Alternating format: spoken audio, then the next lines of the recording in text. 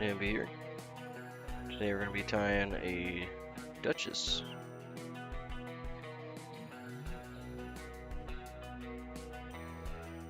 Which type of classic dry fly. Kind of similar to a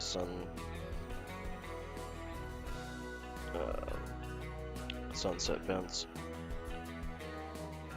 That's just a wet fly. So we're just going to bring our thread down to the barb on the hook, make a nice thread base.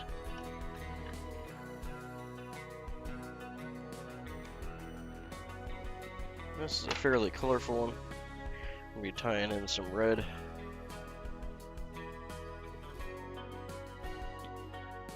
Cocking the rock for tail.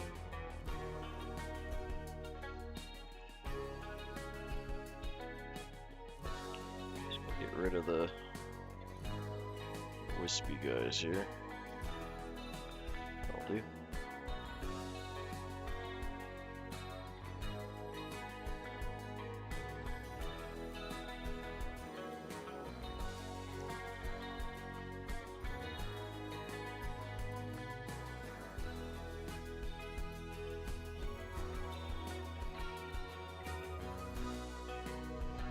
I want to pull out a section that's roughly the gap height.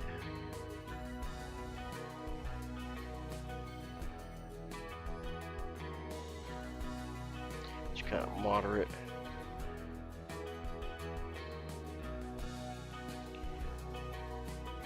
Fibers and size, so the gap height should do is fine.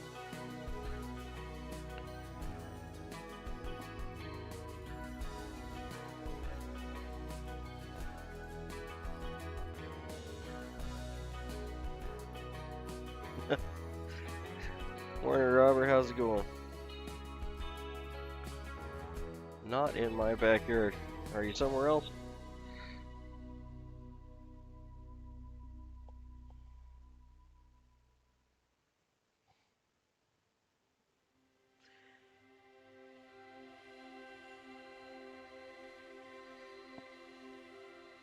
Good morning, mate. Good to have you in.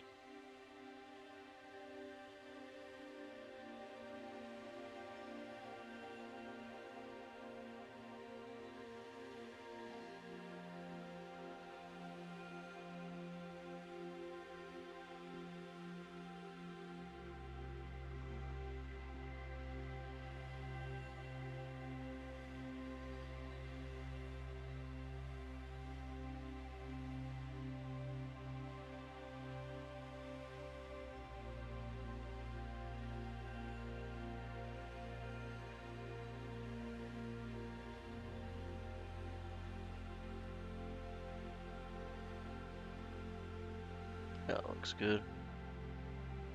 One kind of little stray fiber underneath that wants to do its own thing, but that's okay. There's always one.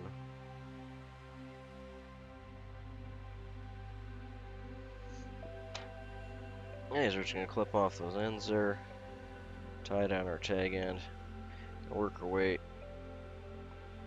up to kind of our working point there. And for this one, we're gonna be using a uni French and medium. Yeah, that's true. Ours is earlier than your guys's. Otherwise, it would feel more like Christmas. Yeah, you're welcome. Thank you. Happy Thanksgiving to you guys as well.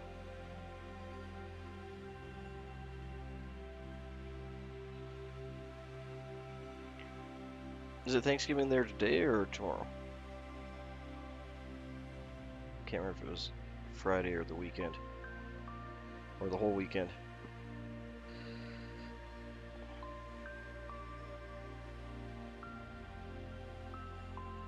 Oh, it's Thursday today, isn't it? Yeah, it's Thursday today.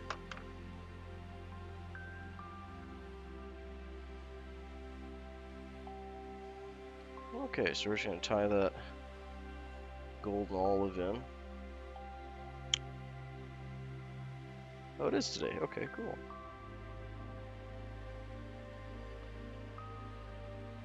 So tomorrow is Black Friday, and I guess it doesn't have much to do with Thanksgiving other than the sales and whatnot.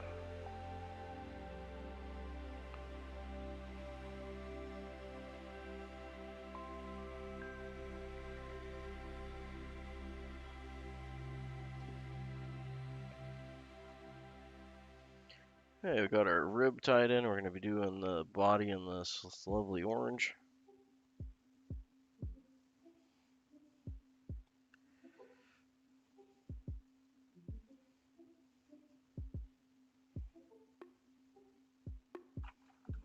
And this is a bulk Fentix. If you don't have Fentix, any kind of floating yarn is fine. Traditionally, this was probably tied with wool. Yeah, hot orange wool is what they're calling for. Just be a second here to separate this. Should be a 3-strand, I think. Yeah. There's a 2-strand.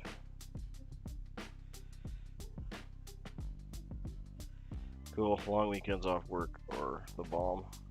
I do too, actually, ironically. I didn't ask for it, but for whatever reason, work decided to book me these 2 Saturday and Sunday off. But I didn't put the paperwork in for it, but it showed up on the calendar like I did. And when I brought it up and went like, hey, I didn't put paperwork in for that, they're like, oh, well, it's already done. Do you want it? I was like, oh, may as well. Gotta love AI scheduling department now.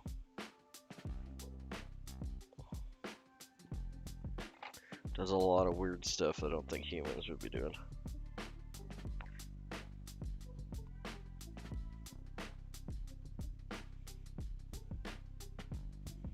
And since it's not a holiday up here, it's not like the AI was trying to save money by not having to pay out holiday pay or anything. It's just a regular weekend. Yeah. Yeah, I'm not going to complain. I'll take the days off.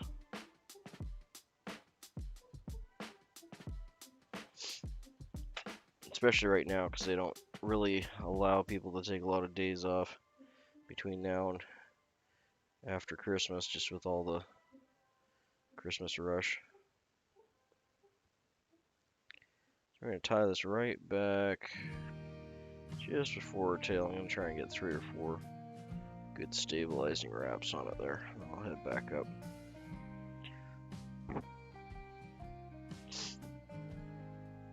This is an older kind of dry fly attractor pattern. Works treat for brook trout. Basically the dry fly version of the bents.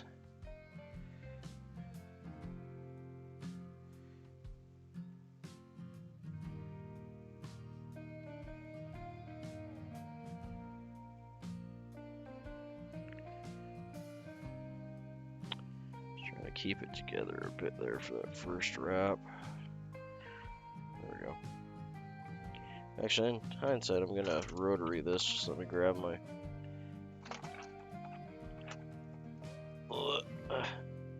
free the hackle pliers from the glut of tools.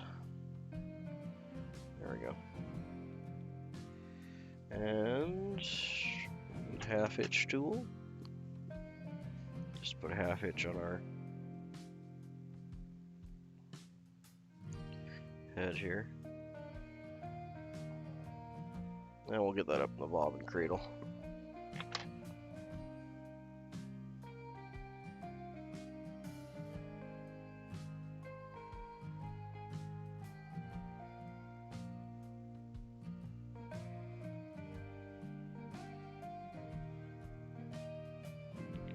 Yeah, I'm just gonna try and make a nice smooth body all the way along.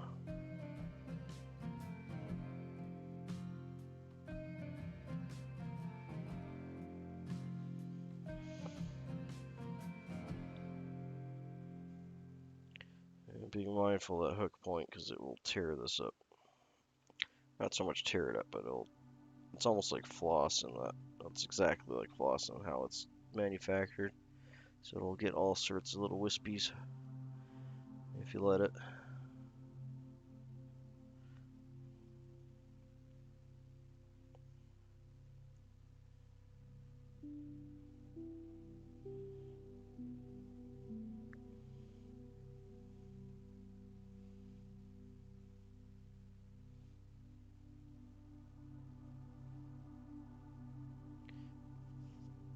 do.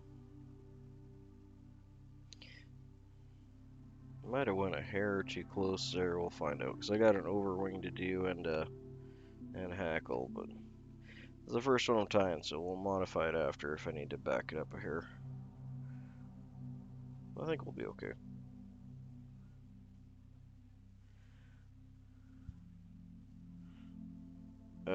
The wind is the worst. I don't have much use for wind.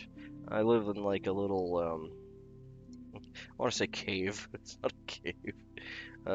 We got rock hills on either side of us. I'm in a creek bottom.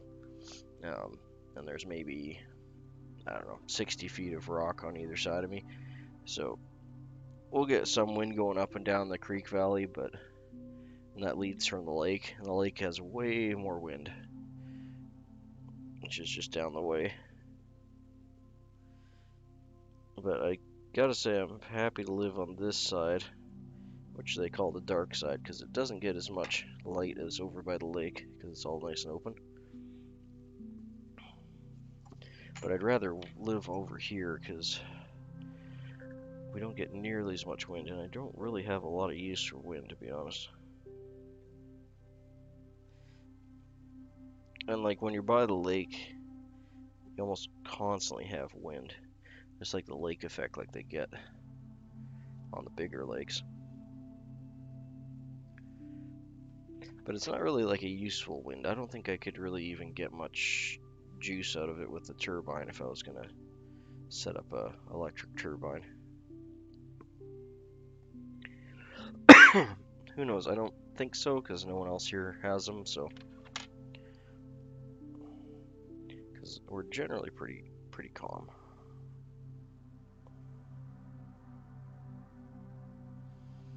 Okay, so I'm gonna be wrapping this.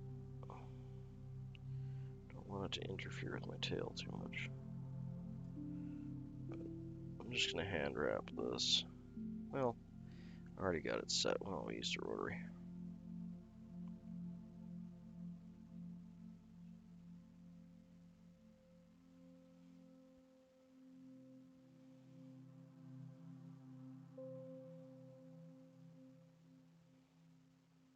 There, I wrapped nice.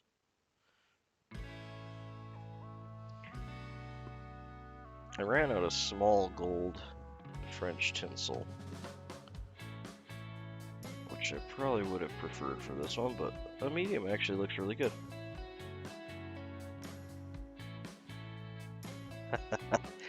That's funny.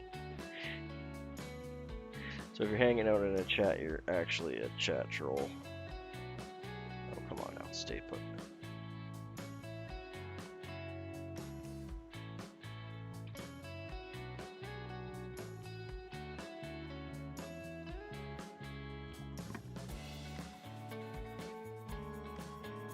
I might have done too many wraps on that, but we're gonna go with that. Yeah, I think I got enough on there for the next fly. So for this one, I do have my cape here, but we're gonna be taking. So our tail came from the red cock and the rock cape. For this one, we're gonna be using this nice green pheasant rump. You can, if you want more, you can take some of these bigger church window ones here, but typically you'd be taking from the center top here to get those nice green ones. Like this guy, he's kind of right in the middle. He's starting to get the church window on him. It really just depends on if you want that extra texture in there.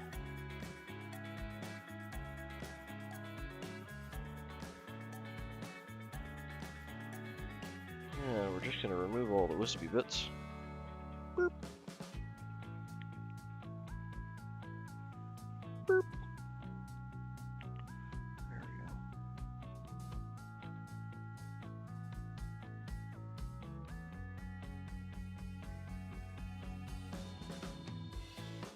go. And this is going to be, let's see if it has anything. It just says rolled friends and rump feathers, so I'm going to use a good bit. Maybe a little bit more than the hook gap there, so this is laying nice.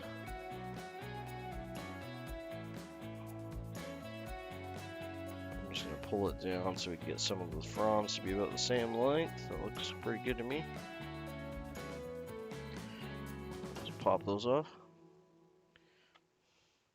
Now what they're talking about by rolling is the pretty side of the feather is towards me, and the dull side's towards you guys. What I like to do is just take your fingers. Hey, thank you, appreciate that.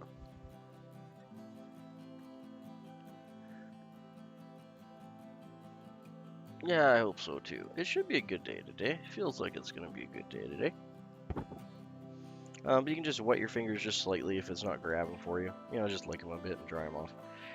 But what you want to do is just push towards the feather, so you're just catching the top and the bottom. And then just pinch down. And that'll roll them for you. And what that'll do is that'll put the prettier colored feather on the outside. And the other one in the middle. And the other thing it'll do is help to give them a better shape so that it's more consistent. You'll typically get a little puff on the bottom like that, because I had some shorter fibers, but all the longer fibers will be on the top. And if that's going to be a problem for you, if you don't want the poofy on the bottom, you can just pick it off. To avoid that, you would just want to... Do I have that feather kicking around here before I tie this in? Yeah, here we go.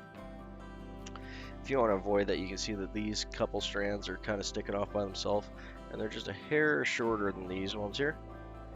So if you really want to, you can just tear those off, or omit them before you make your wing, and you'll get everything the exact same size. But for this case, it's just an overwing, so I'm not worried about it. It'll add a little movement to it. And we want to have this just before the tail ends, so it's just a hair shorter. It'll give us a nice kind of curved look to it.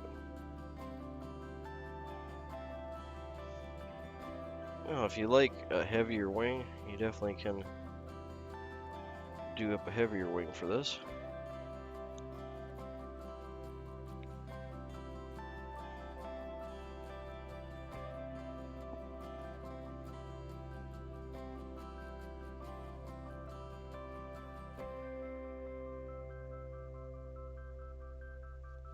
Good morning, Canyon. Nice to have you in, mate.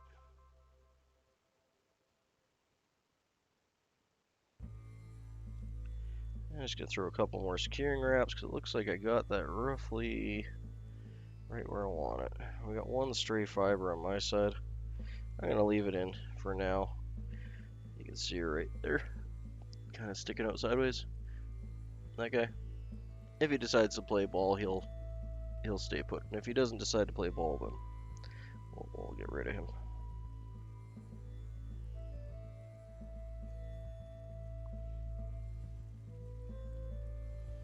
Okay, so now we're going to snip this off, clean up our butt ends. I need to make a better base, and then we'll get some hackle out for the finishing hackle spot here. Yeah, next time when I do the next one, I'm going to leave myself a little more room for a good hackle base. There's enough here, but it would have been nice if I left myself a little bit more room. So the main thing I want to do with this is just leave myself a little bit of room for a head there. Don't have a whole lot of room, but you know, like a bodkin width, it's fine, so we'll still be good. But the main thing I'm trying to do is build up this taper so it's not as tapered. It can be a bit bulbous, but you definitely don't want to have a ledge like that. Exactly. Get off the field. So, and don't need to worry too much about making it thicker when you're evening it out like that, because when you're wrapping it, the hackle is going to cover it for one, but you do want it to be at least just under the body width or just over. Either one's fine, like within that range, because as you're wrapping the hackle, it will it'll just give you a nice clean hackle job. I definitely could have went a lot thinner on that, so next time I'll try. But, you know, first one day, gotta get our groove on. This is called a Duchess. Not the Duchess, it would be a slightly different fly. It's just called Duchess. It's actually a really good fly. It was really common in. It was tied by Alice from Spokane, Washington. It was actually really popular with crappies. Probably due to the bright colors. Alright, we got our beautiful rise form hackle, grizzly and red. We're gonna grab a hackle from each side. This one's, what are we on? Size 6, so I want a slightly bigger one. This one's got a lot more 10s and 8s in it. That should be about right. I'm probably not going to use this whole hackle. I might get a couple flies out of this one. But we're going to be mixing the hackle, so we're doing one hackle in red. There's a red. And we're going to do one hackle in grizzly. Just like you would in an Adams. Just give me a minute to find a matching grizzly in that size.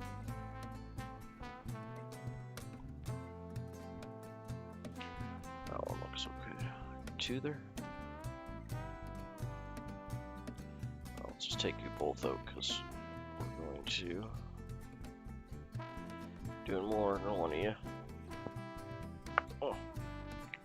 Alright. There's our grizzly.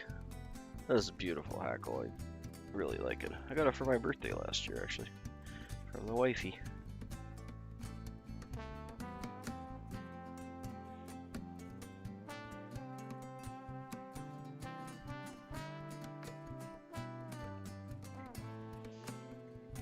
Yeah, I'll just size that up. So we want it to be about the hook gap and a bit long. So that's about right. Hook gap and a half. Because it's a good sized fly, we want it to float well.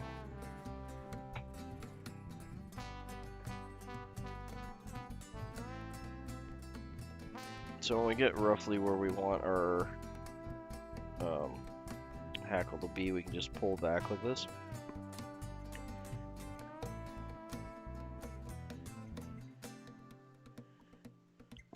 The oh, Doc Spratly, you think? Oh, I guess it does at this point. Yeah, it does. Besides the colors, yeah, that's actually I never even thought about it that way. But you're right, it does actually resemble Doc Spratly. I was thinking more of the Ben's Sunset. Do I have one of those handy that's not buried in the back here? Oh, they're way in the back. Well, don't matter. You got a couple in your boxes coming to you, so you'll see them in real life.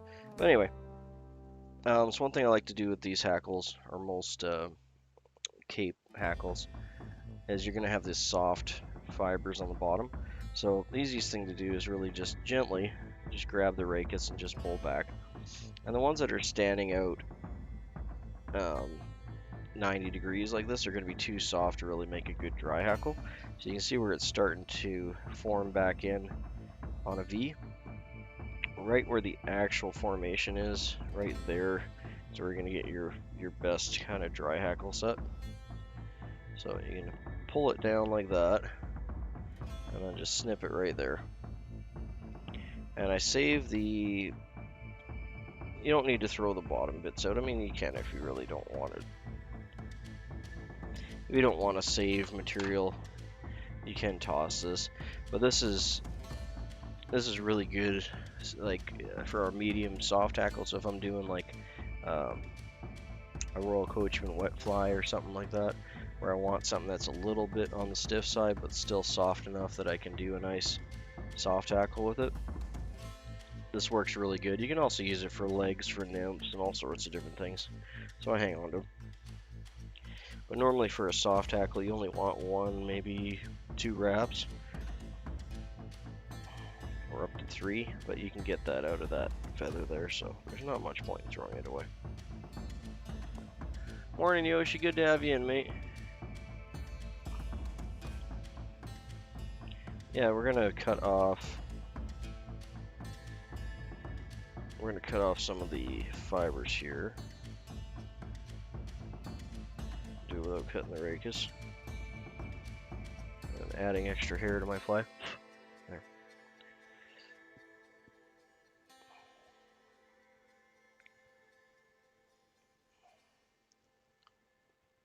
Oh, good morning, and good Thanksgiving to you guys.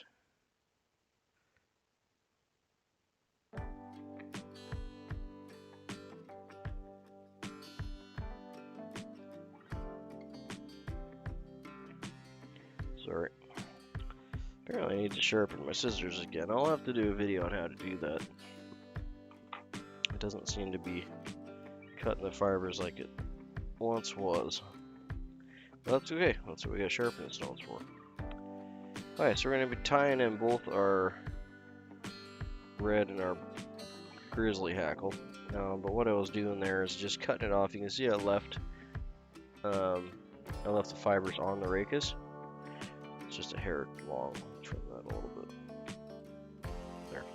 So I left the fibers on the rachis, and that'll help to bind in the thread so it doesn't pull out. Hey, Matt's back. Good to have you back, mate. Hopefully those woolly bugger tie-ups helped you out a bit there.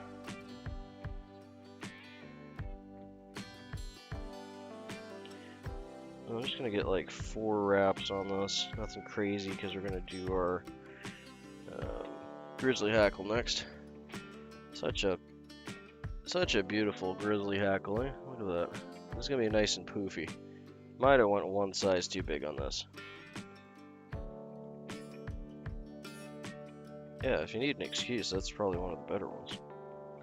So again, you can see if I'm pulling this down, these 90s will make wonderful white fly hackle, so I can save that. They're going to be too soft to make dry fly hackle, so we want them just to eat them out of there. You see these ones up here are going right back, so I know that's kind of my cutoff point right here. So I can pull it back. I'm just going to cut it here off camera.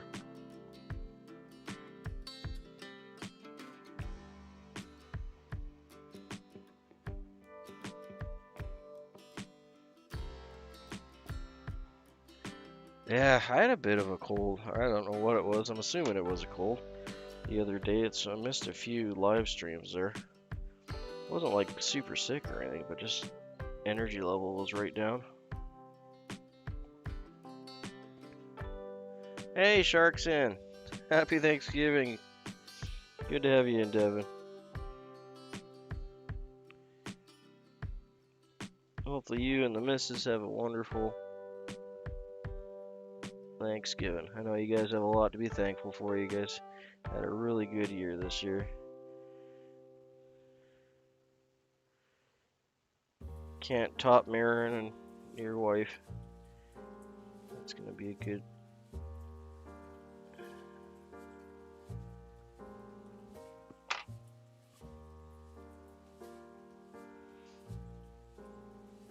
Okay, I didn't size this one. I'm thinking that these first hackles might. It's called Duchess. It's kind of like the dry fly version of the Bet Sunset. It was originally made by Alice in Spokane, Washington, in the, I don't think it was that long ago. I want to say 60s. But she had really good luck with it with crappies and brook trout and that kind of thing in the Spokane, Washington area. And I can see why. It's got nice bright colors and everything on it. Yeah, I'm gonna. Yeah. I made my hackle base a little too thick on this one, like I was saying. I thought I'd probably get to that point, and we did. But next time I'll just be a little more mindful of that. It's the first one I'm doing this morning, so I need to get my groove. And this hackle is definitely going to be. I probably should have stripped it and started about there. Eh, let's just run with it. It's just gonna be a bit on the fuzzy side.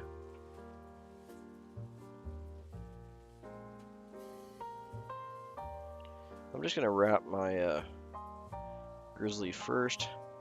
Some people like to wrap them at the same time. I don't, so I'm not going to. No real reason, I just prefer to do it one at a time. I feel like I can find the places where the hackle's gonna lay the best that way, but could all be in my head.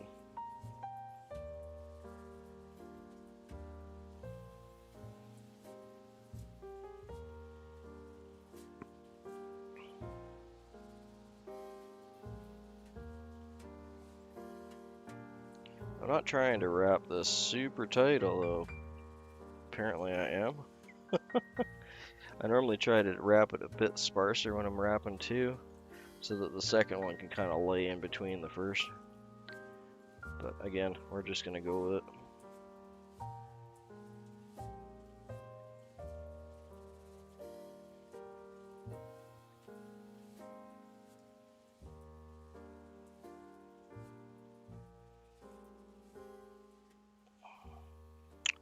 Yeah, that's what I was trying to avoid. I didn't want it to slip down.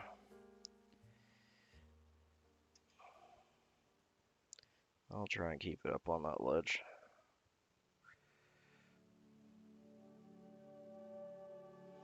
I could have put a bit of rosin up there too, that probably would have helped. Oh, really? Okay, hold on. Let's do this again. Yeah, in hindsight, I would have made a thinner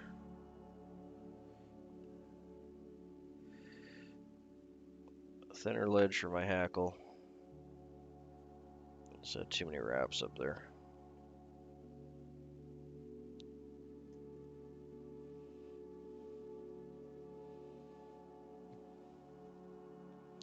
That's okay. She's still gonna catch fish. But you want it to be somewhat on the bushy side, because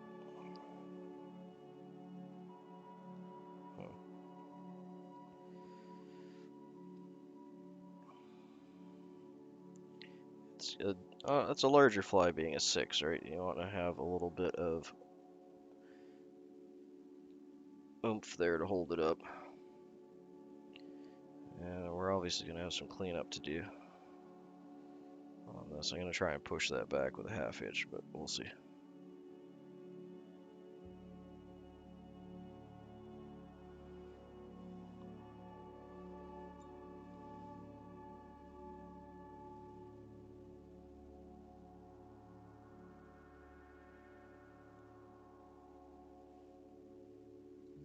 Oh, that head is messy. It's a messy girl. Let's get her cleaned up a bit.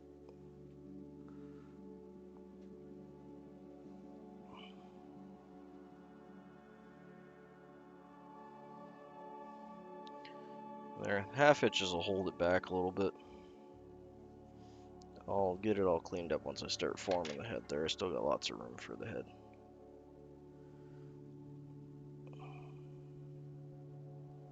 Kind of knew I was going to walk myself into that corner just with the shape of that. And you can keep these little stubs too for, they're great for tails and all sorts. Depending on their shape too and how big they're, I keep a little box full of them, and I'll pick them off, and they make pretty good wings for dry flies as well. If you're not using if you're not using hen feathers for your dry fly wings, they will work well. Okay, now just to keep the thread down, I'm not going to clean this up till after we get this red one tied in. This should give us that wonderful kind of Adams mottled color.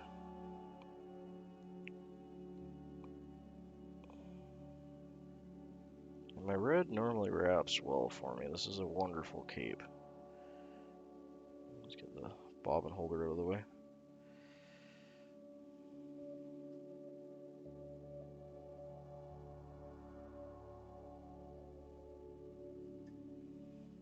I get one or two just right behind that wing. That'll help to stand everything up straight. And then we're just gonna kind of jiggle it through here. So normally I would tie that next time I'll try a little sparser on the first wrap. Because your rachis will generally find its little happy spot in between. And you'll just end up with a nicer... Yeah, there. Now it's jumping a little bit. Come on, buddy. Almost there. Hang on there. Get a couple more wraps and you'll be good to go.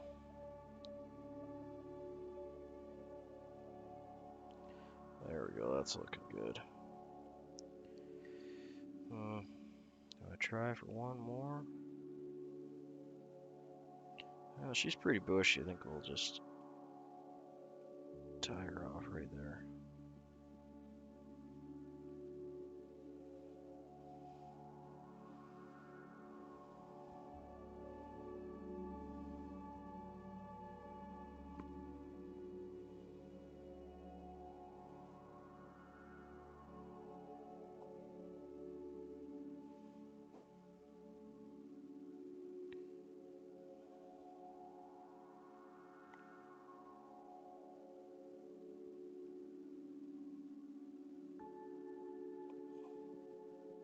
Oh, managed to get that wrap in without tagging a whole bunch of...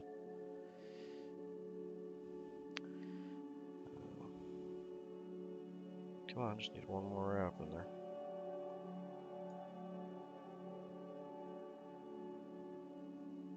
Beauty, okay.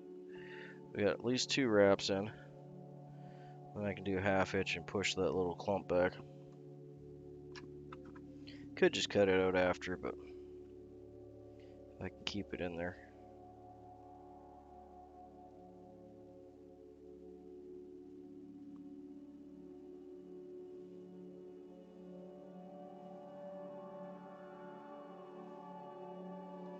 There we go.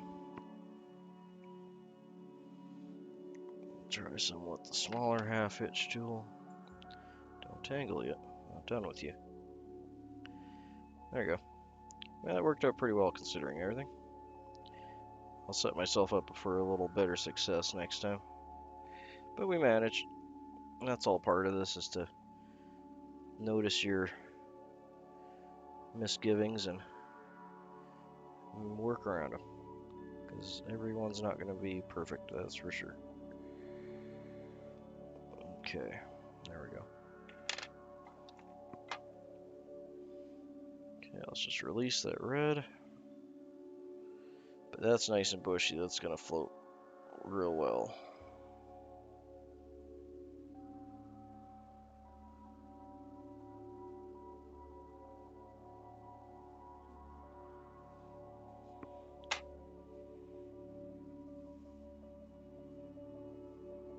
There you go.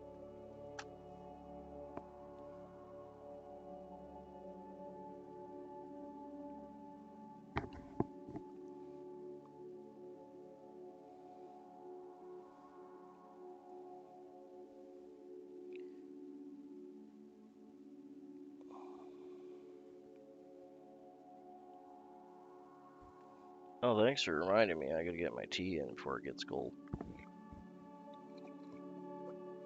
There you are. Happy Thanksgiving, everyone.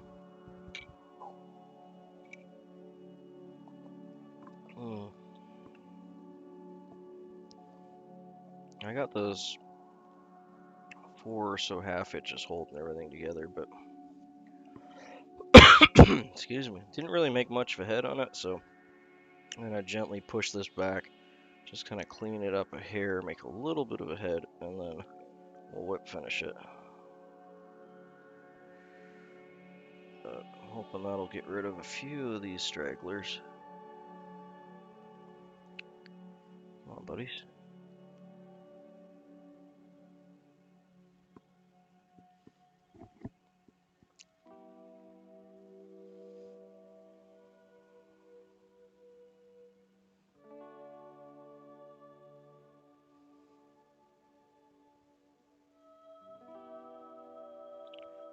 Ones I want to tie back just aren't pushing back enough. 1 second. I'll try another half hitch here.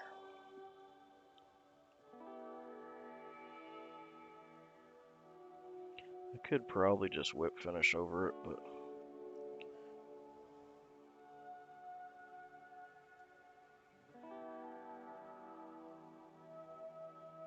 I'm being overly picky. I'm sure you guys can see the ones I'm talking about. This one here, I'm just trying to get these ones and these ones here to sit up. I'm probably overthinking it a good bit. Yeah, you know what? Let's just, that'll be fine. I mean, after you cast it a few times. After you cast it a few times, it's going to be all over the place anyway, so.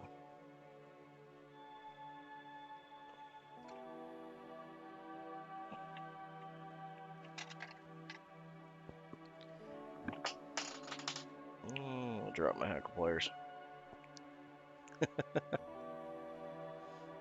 Hey, fishing with Rivers. Good to have you in, mate. Happy Thanksgiving to you and your family, eh?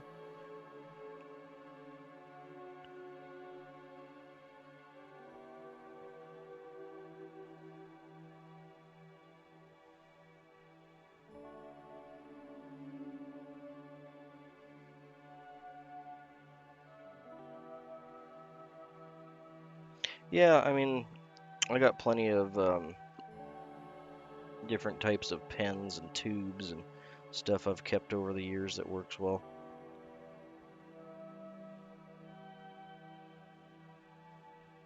I've kind of narrowed myself down to those two hackle,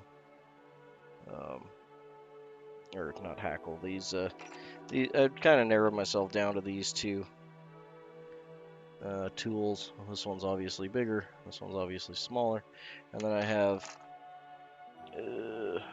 got lots of brass ones that are even smaller. But yeah, like a rubber tube, like a fuel line, I've used that before for a while. The crystal, what are they called now? Not ink joys, but the clear Bic pens. Those work really well too. Do I have one kicking around here somewhere? Probably. Yeah, this is one I'll use for different flies, where it's rubber. It's actually just a pen stopper with a pen stuck in it just for grip. But yeah, you can use this, push over, and then get your fly line right in there and tighten it all up.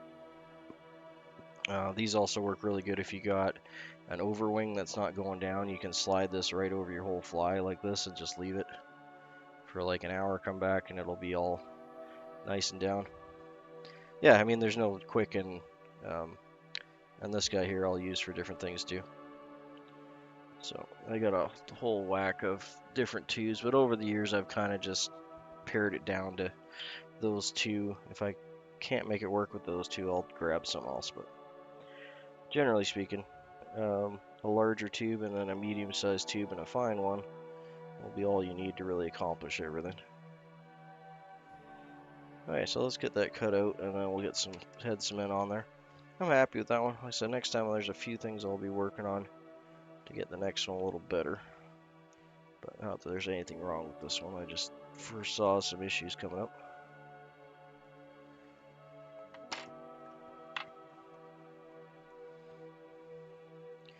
And I need to do some more work on some more educational long forms. I'd like to do that. Since I got all these extra days off coming up, maybe I'll punch out a whole bunch of extra long form content.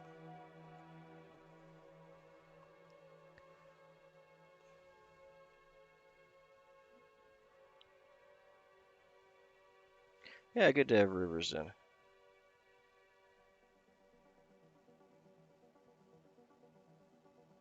This little bent sewing pin sure makes getting in around hackle and stuff a treat. It's a lot easier than trying to use a brush, that's for sure. We got half hitches and whip finishes on there. So, like, you really, for a lot of dry flies, people won't even bother. Yeah, there's still a couple. Yeah, I'm just gonna leave. I don't want to fuss with it all day.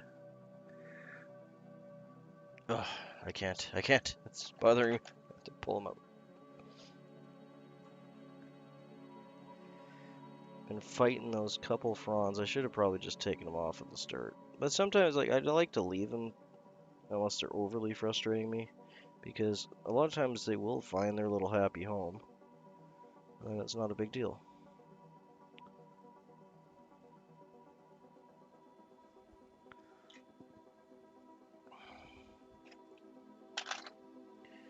But yeah, remember you're in charge, so if it is bothering you, just remove it.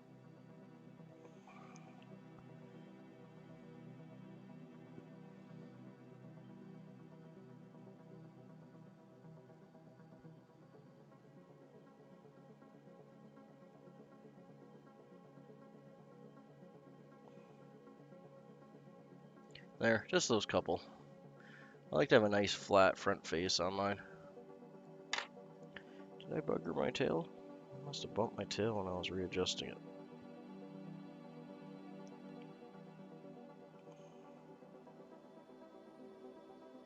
That's a little better. There we go. Okay, so let's just rotate that for a minute. So that is a Duchess. We've tied her on a regular size 6.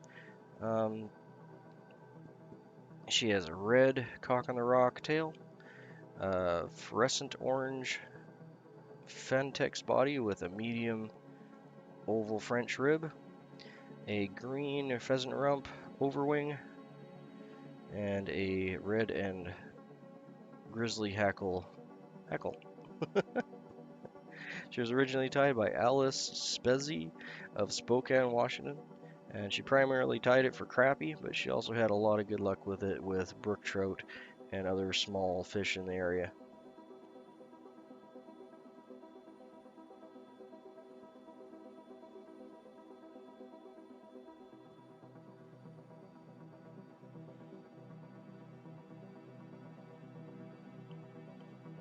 Yeah, for sure. I really like how the rib turned out on that. It's nice and shiny. It's sitting really good.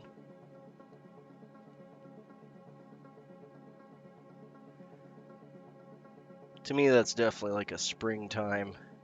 Like I'd fish that around the openings in the lakes, like where the creek either lets in or lets out, where you get all the smaller little brook trout um, coming in and out of the creeks, or I think it would just be deadly there. So like any inlet or outlet around a lake.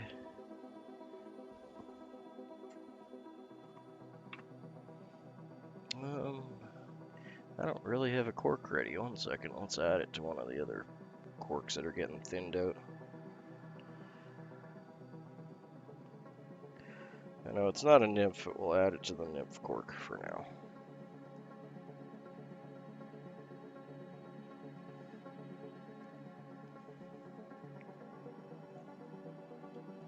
There she be. Alright, so we'll do the same thing again. I'm not going to change a whole lot except for the way my thread wraps are going and just being a little more mindful of the landing place from a hackle. Let's get a better thread base there.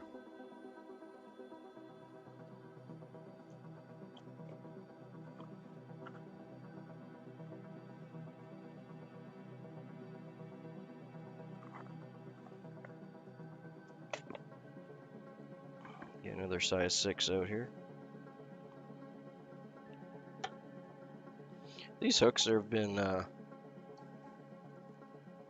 really good for me. I'm quite enjoying them. They're a little more on the dry fly side because the wire's a little on the thinner side for me, but that's why I'm using them for these ones. I got them in a bulk order, so I got a couple thousand of them, different sizes. But thank you, wife got this one for me. I think she got it in Arizona, if I remember right.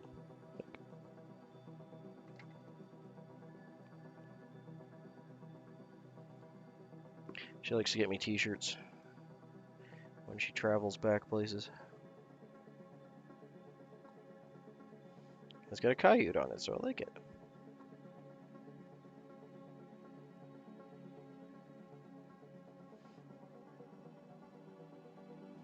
It was a little fuzzy with cat hair because my cat's been all over everything lately. I got our thread base on there. I did back up my thread a little much, so let's fix that. There we go. And we're gonna go back to the cock on the rock, which is right here. And we want to have roughly a hook gap width, so that's pretty much exactly where that's pointing out for me, so that's handy. Just gonna straighten those fibers out so the tail tips are all together. Grab them in the middle. Boop. Pop it off.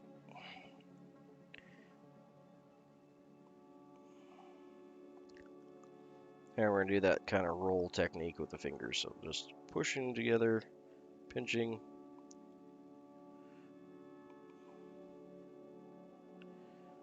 That'll give us a nice, oh, it's gonna play ball here. There we go. That should give us a nice fan tail when we tied it in. Now I'm gonna be tying this in like the length of the working part of the body, so basically where my thread base is. I like a slightly longer tail on my dry fly because they tend to get beat up. That is a little bit of the part of the flotation of the fly, obviously, because it needs that kind of back rudder to sit on. And these cock in the rock, and just like the other one, there's that one fiber that just doesn't want to play ball. See if I can get it to stick in with one more wrap. There we go. Okay, that's good. But yeah, this cock in the rock is just kind of stiff enough. If you're a lot of dyed hackle will be it'll lose its rigidity from the dye, so it won't be quite as stiff as it was before it was dyed. So if that's the case, you can always just grab like it's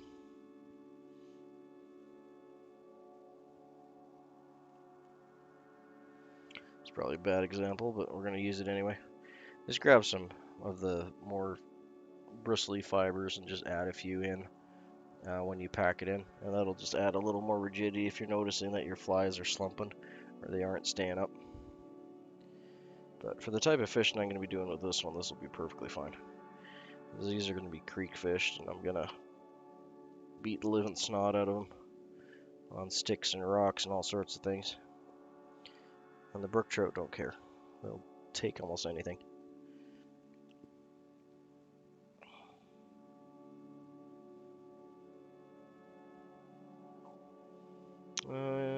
No, sorry. Trying to find my piece already cut. So we're going to be using, oh no, I knocked it off the spool. Well, it didn't completely unravel on me, so thankfully. Whew, okay, you can see it started to. Just caught it in time. If you let these things unravel, it's a real pain to get them all back on there. So we're just using French Uni medium olive gold for tinsel. I'm out of fine, but I like the way the medium looks on this anyway. But normally I'd be tying this in a fine or a small. Man, I'm just butterfingers today. You can also use like a metallic thread like this one. This one is a little bit thinner than I'd like to use. On this, it's like one size down from a small. So we're just going with a medium. It's looking good, I'm liking it. I'd rather have a little thicker than a little thinner, because it'll reflect a little more light, which the brook trout really enjoy.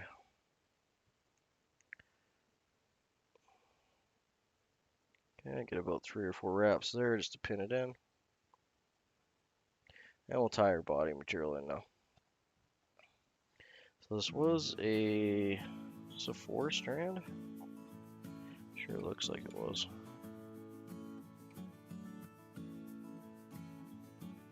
Huh, yeah, I guess it was. Okay.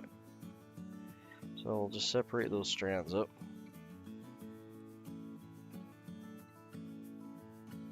You can tie it in double strand, but being a dry fly, This stuff floats like a cork anyway, but you want to reduce the amount of material you're tying in. Even if it floats, you're still adding mass, which is weight. I could even tie this with a 6/0 instead of an 8/0, just to, again, to reduce. In hindsight, a 6/0 might have been a good choice. Yeah, so we'll bring this back up to our working point there again, and we'll tie this in.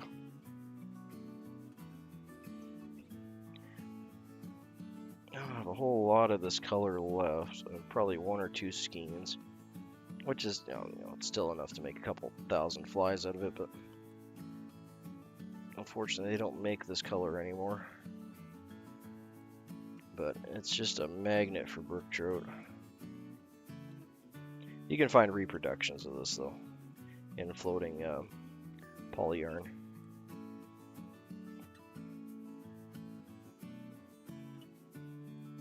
That's always sad when you have like a really nice color batch of something and you can never find it again. Even with modern stuff too though, like if you go to like get hairline, I see lots of posts about that in my fly tying groups. Get a hairline just as an example because all the brands do it. Specific color like camel, and you get a bag of the same stuff like 6 months later and it's a totally different color. Still a camel color, but totally different.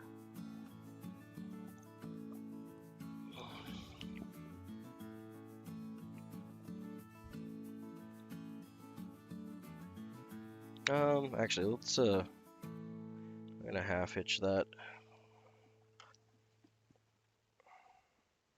And again, to be more mindful of that wrapping point, I'm gonna leave myself a little more room, and I'm not gonna make as much bulk there. I'm gonna tie it back a bit. We should have a better go at the hackle with that.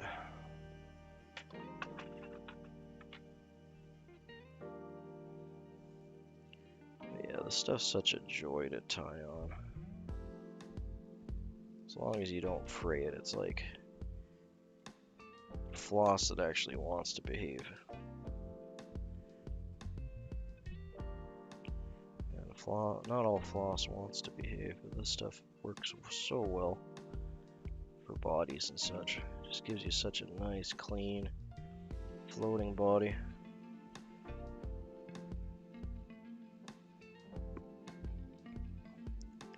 And that orange color is just money for the brook trout.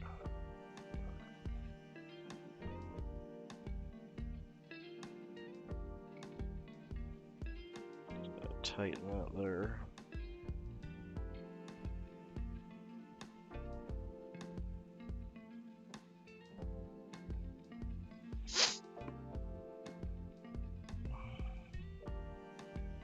Okay, I'm just gonna walk this back a little bit. Again, so we can keep that nice tight spot for our thread wrap, for our hackle wraps. I can probably get one more out of that, I think. Yeah, so being a 4-strand, I should be able to get 8 flies out of one section of that. That's pretty cool.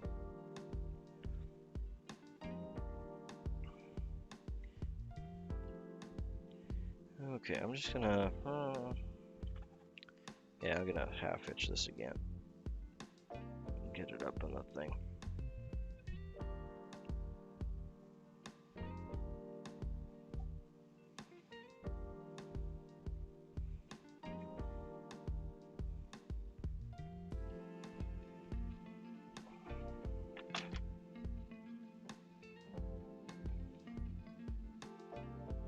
I like to start my ribs under the body.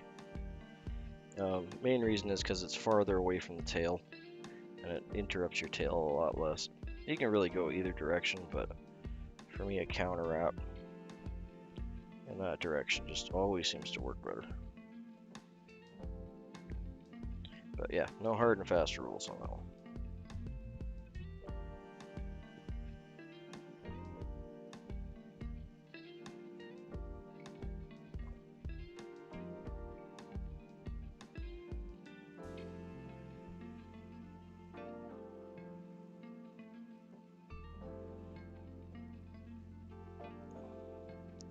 always catch my tinsel in twice.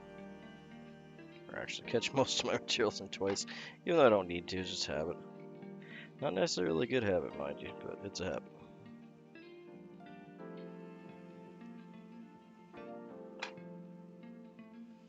Okay, I could probably get one more fly out of that. The rest of that tinsel too. Okay, I'm gonna walk this back a bit. Start the base for the overwing.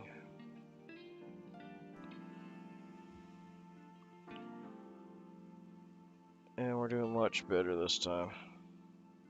There. So this will be my tie-in base for the overwing.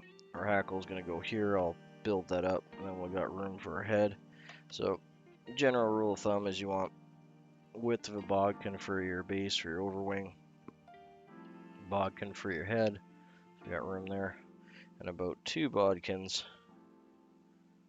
for your hackle,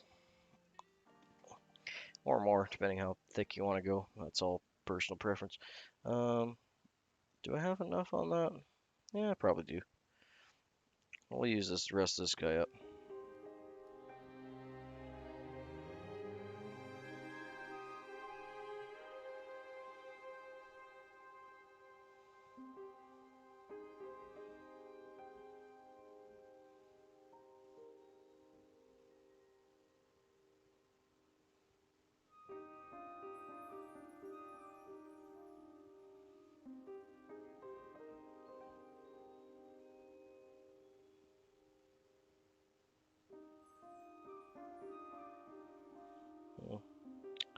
It's got a few broken fronds in there. Well, I'm gonna go with it and just see how it sits. I get them all gathered together like that and just pop them off.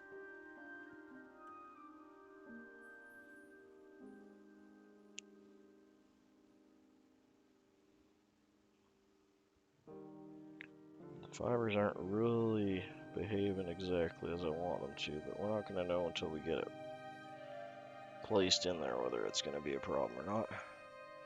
It doesn't look too bad so far. We want to have it just short of the tail tips.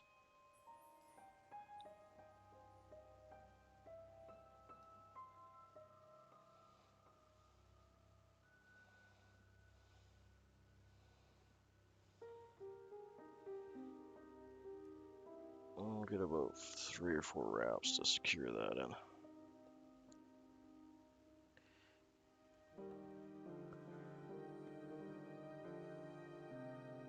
Yeah, you know, it's not too bad. Wasn't really going for a high wing like that, but it's just supposed to represent a wing case or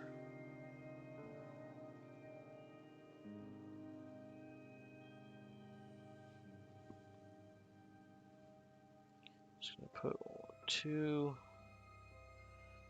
more thread. Just gonna do 2 soft wraps on the back side here and 2 hard ones front. And that should lay it down just a bit more. There we go. That's a little better. But yeah, you can see there's a couple broken fibers right there. I don't think they're going to cause us any problems, so we're just going to leave them in there.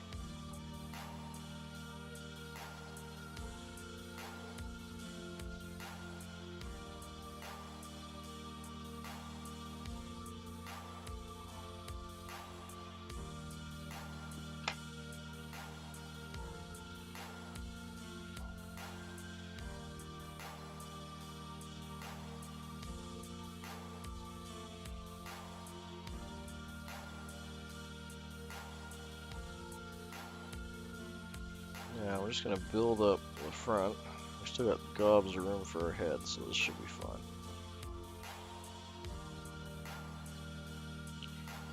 There. That's more than enough room for a nice thick collar. I like that. Looks like I'm setting myself up a lot better that time. We still got lots of room here. Whole head section's kind of empty, so we can tie off there and make a nice head. Where'd my rosin go? Alright. 1 second. Probably should have had this out.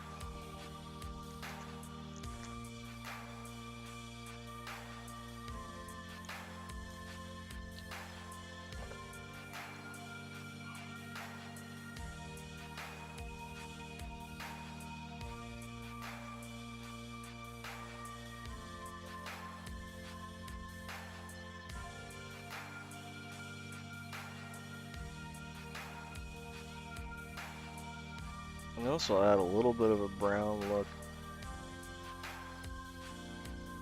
to the thread points, but it'll fade away and it'll dissolve with the head cement too if it gets to that point, but normally it's not a problem. You can see it's kind of like a, actually I'll leave this. I'll leave the rosin out. If you don't have rosin, it's cheap. You can pick it up on Amazon or wherever. Actually, I'd like to produce my own.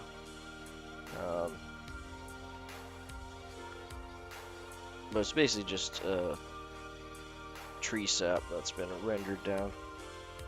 Makes it nice and sticky without being too sticky. Okay, so we already got our grizzly, and this one worked well for us. We're still going to tie that in second, so we need our red one from the red side of the cape.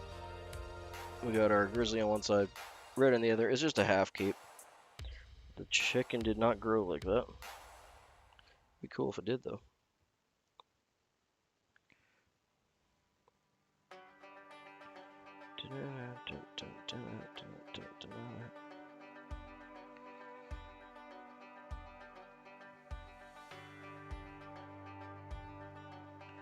One's a bit big. And I can, like, you know, I can pre-size my hackle. But I really enjoy just finding it in the cape and pulling it out. You can get a lot more accurate hackle by just grabbing its, you know, neighbors at that point too, if you find a spot that's working well for you.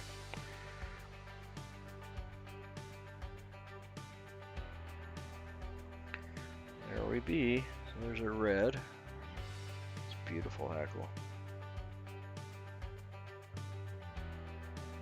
It's like in between a genetic and a traditional, which makes me happy. So all this here I'll save for soft hackle or nymph legs.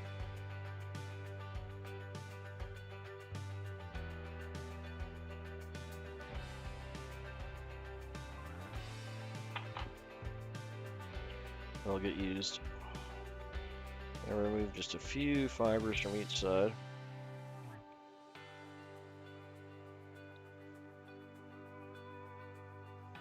And we'll cut a few.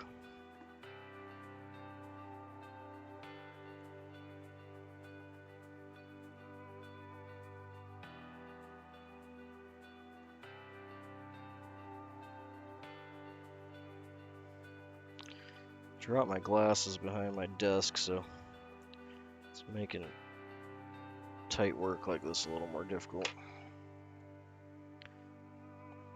I'm gonna tie a magnet on a string and go and get it later.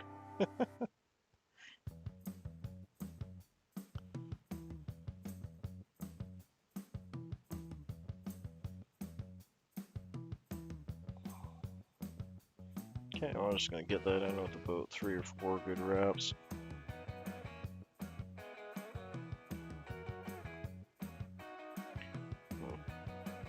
One second. Rachis is sticking out. I don't know if you guys can see it, but see it sticking out there? It's a little farther than I want it to be, but about that much. There.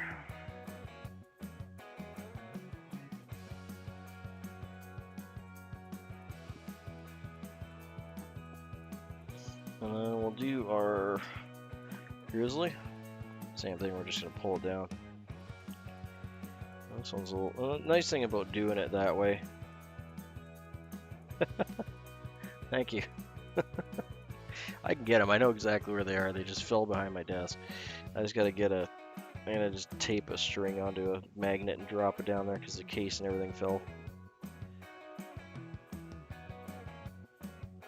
I don't need the glasses, like I'm not nearsighted, I have like 20/20 vision, but the one problem I have is I'm colorblind, and they help me with that and eye strain.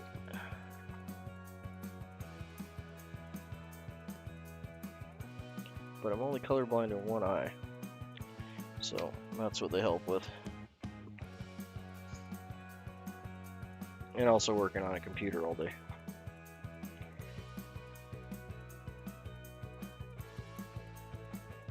mostly fry string. But they do help with this finer work, that's for sure. Okay. So we're just gonna thin that up a hair. There we go. That should be enough.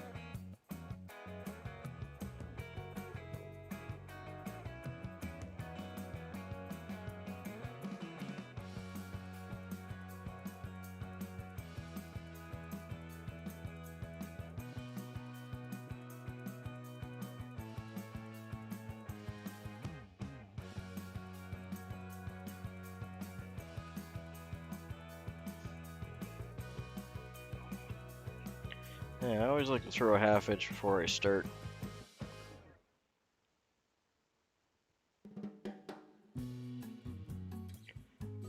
Yeah, we all have our adversities to overcome. That's one of mine.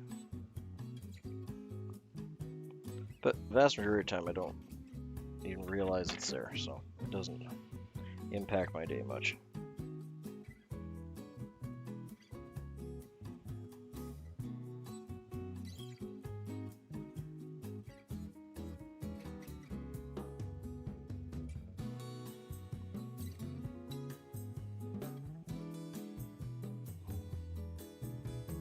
Okay, so this is probably going to be just as bushy as the last one. I'm going to try and switch to the rotary one. Mostly because I just dropped my other hackle pliers on the floor. I want to pick them up.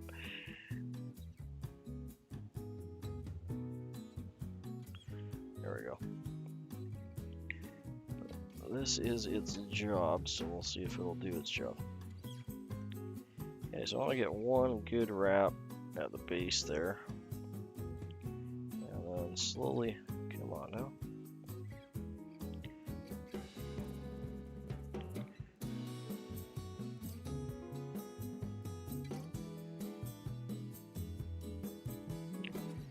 Wow, okay, let's try that again.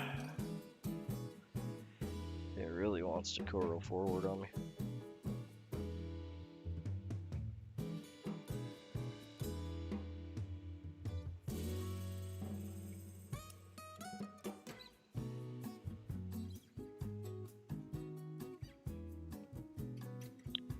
Come on, behave yourself now.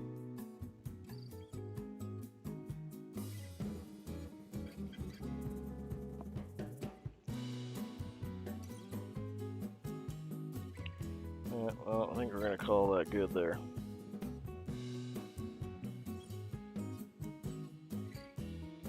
Hey, chicken's got skills. Welcome back, chicken.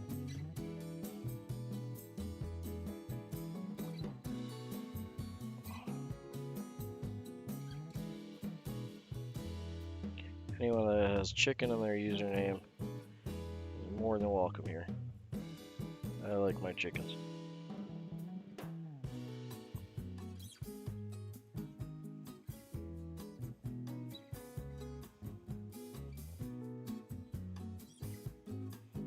As my cat just knocked something over in the other room.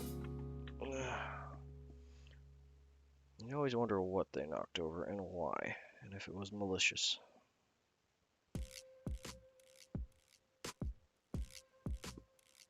Cats totally do that. They'll just like look at something and just knock it off. Yeah, happy Thanksgiving, mate.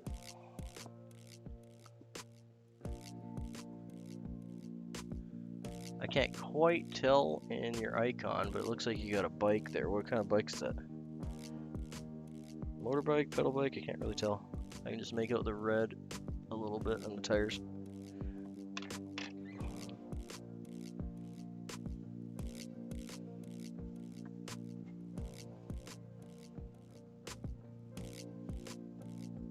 Just curious if you don't mind sharing.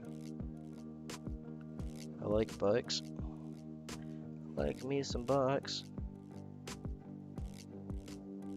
Motorized or otherwise.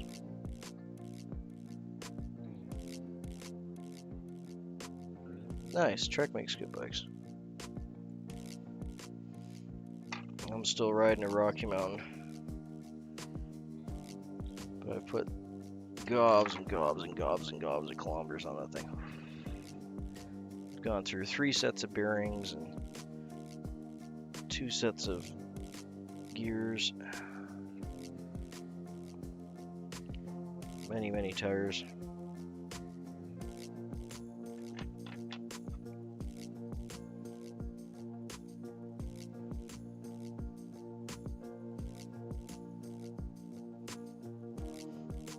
I did a fun little kind of experiment, I guess, for lack of a better word. I used my bike and walking to do everything I needed to do for almost 3 years. Even though I had a fully insured truck, I never used it other than taking the family places. But anything I needed to do, groceries, whatever, I walked or biked everywhere. Fishing, hiking, to and from work. Cool, good for you, mate. Yeah, no, bikes are a big part of things I enjoy. I just think they're awesome because it's like you get your human power in there, keeps you healthy. And being in Canada, I do that all year too. I'd ride in the snow all year.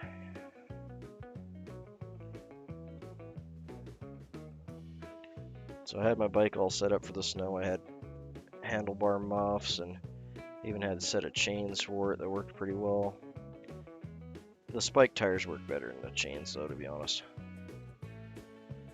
I'm not really liking how that's sitting. Let me see if I can pull that forward.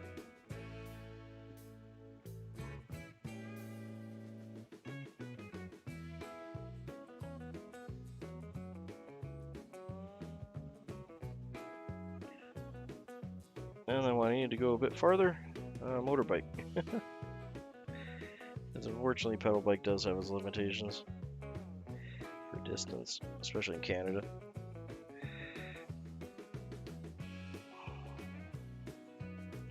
Okay, just gonna get that wrapped up. Are you just doing regular maintenance on it, or swapping some parts out, doing an upgrade? What you doing?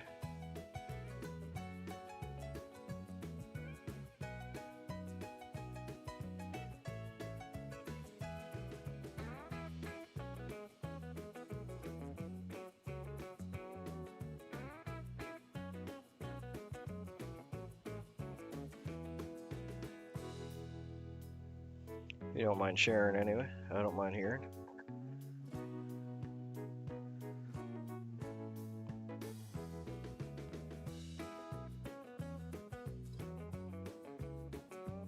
Oh, cool. Yeah, one trick I learned for changing grips, which just saved me no end of pain in the butt, was air compressor and one of those little kind of tiny spray ends. And if you can get it just in there a little bit and then spray the...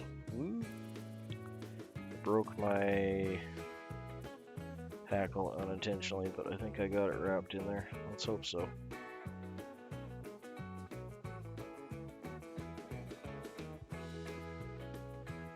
That's kind of scary. I don't know if I got it or not. I think I did. We'll find out in a second.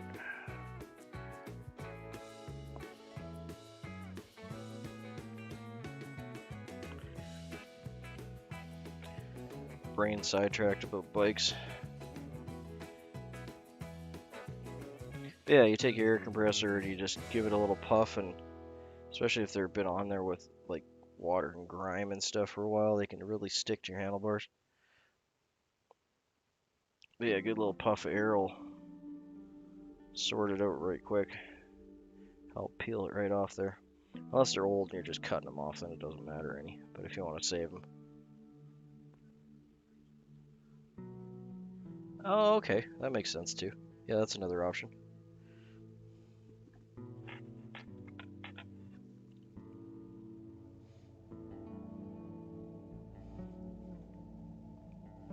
The two most important things in my opinion is a good set of hand grips and a good set of tires.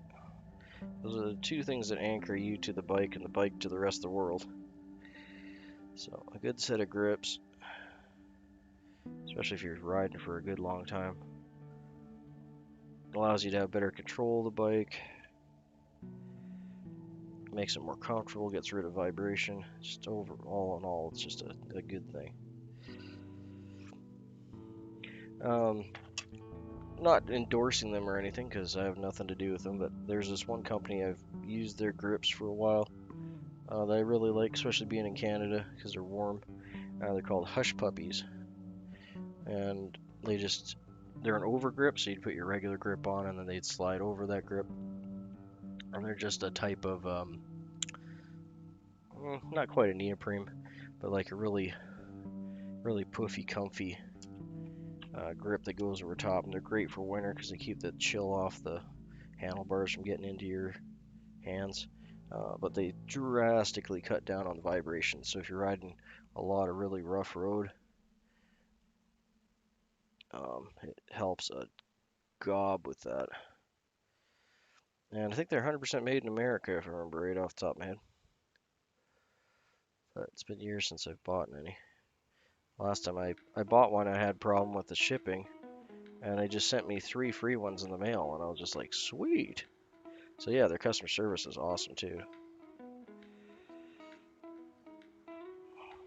So I haven't had to buy any in a while because they sent me 3 free ones on top of the other 2 I bought, which was awesome and not necessary, but I'm very thankful.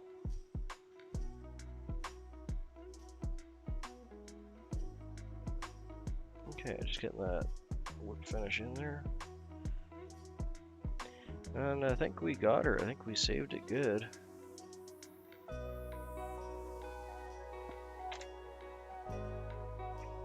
She looks nice and poofy.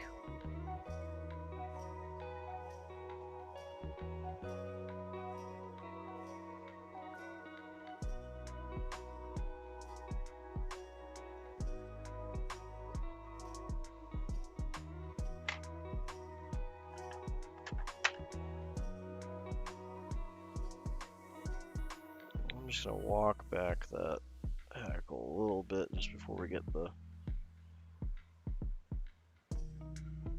Thanks. Yeah, I'm happy with how that one turned out. I got a couple crazy guys back there, but that's not gonna affect the fly. Honestly, I always feel like I have better luck or better production with the ones where the hackle kind of comes under here to the point a bit. I don't know if it just represents legs a little better or what, but generally that seems to be the case. But I'm just gonna tidy this up before we get the hackle or the head cement on there. This is a Duchess. Yeah, this is a Duchess. It's really similar to a bent sunset, just a dry fly version. That one's a wet fly.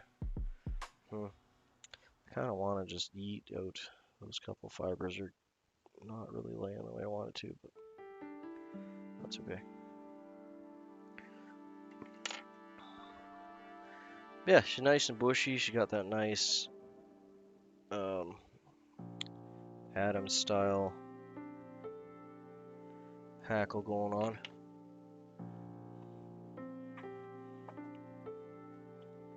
That's gonna kill some brook trout, that's for sure.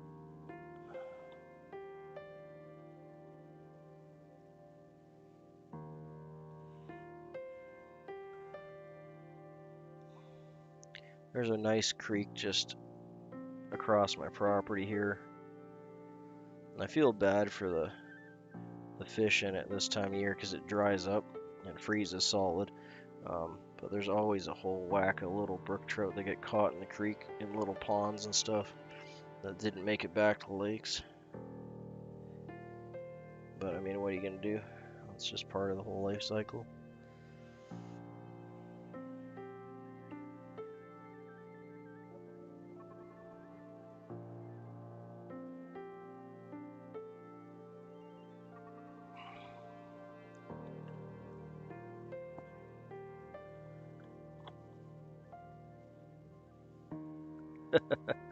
Yeah, it's family day today, that's for sure.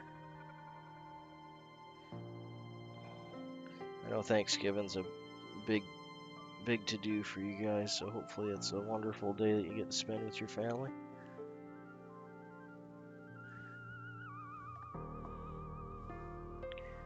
Okay, so that is a Duchess.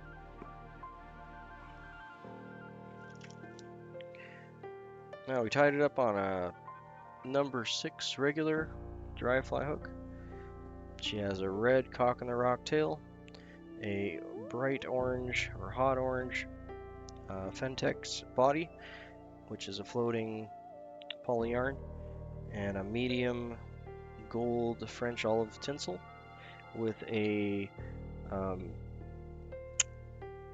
green pheasant rump overwing and a red and grizzly hackle. I was originally tied by Alice Spray in the Spokane, Washington area, primarily for crappie, but it's great for brook trout and all sorts of little smaller fish you're going to find around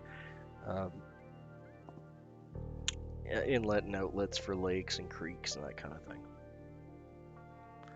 Wonderful little dry fly pattern. Quite happy with that one. Thanks for hanging out with me all.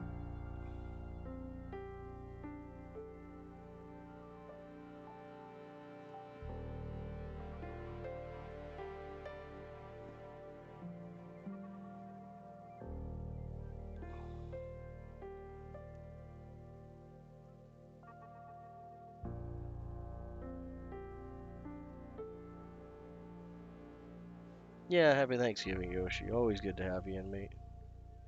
Hopefully you and your family have a great Thanksgiving.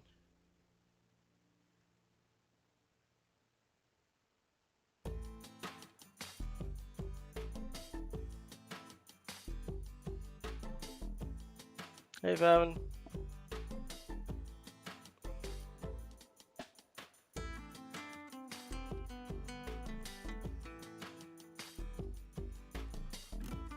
Hey, Great Canadian Fly Shack, Favin. Well, we're getting a whole bunch of people bopping in here. Well, since you guys popped in, maybe I'll tie up another one here. I was going to call it get some breakfast, but we can do up another one if you like.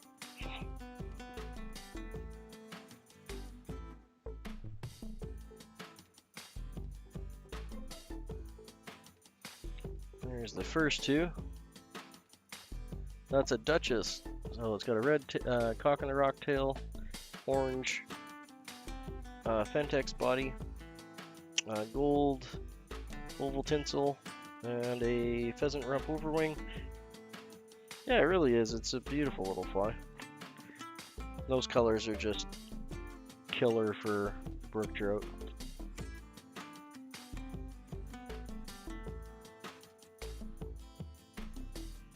Oh, GCFS is probably a lot easier than saying the whole name, that's for sure.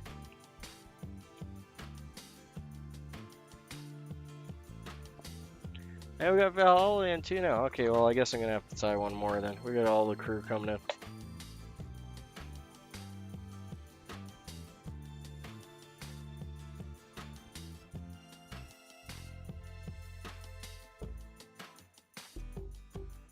Yeah, I haven't. I'm gonna pop in later and say hi to Ruben.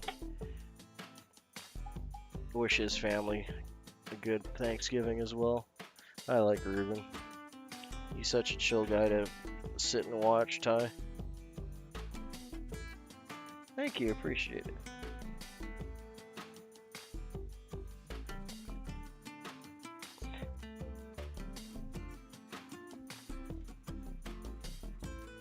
Oh, all good, Valhalla.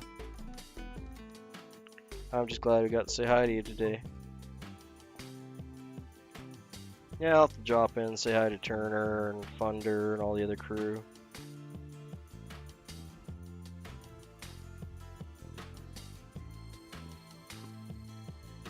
Oh, I'm glad he did drop off for a bit. Got to say hi to you guys. Okay, so just doing up a regular thread body. We're going to stop in between the point and the barb there. I don't know if I got enough left on this feather. Yeah, I could probably got enough left.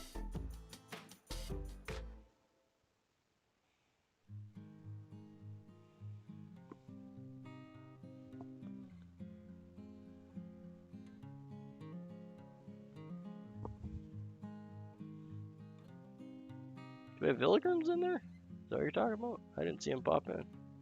Hey, Jack Pepper. Hey. Man, everyone's popping up, running out of room to say hi to everyone. Hey, Maddie. It's actually kind of like a brook trout crappie fly, to be honest. Too small to be a salmon fly, but I mean, I guess you could tie it big enough.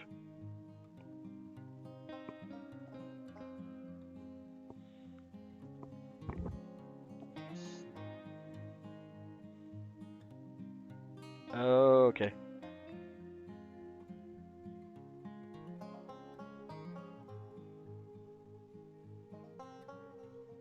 Well, Robert's like semi-distracted packing his vehicle up.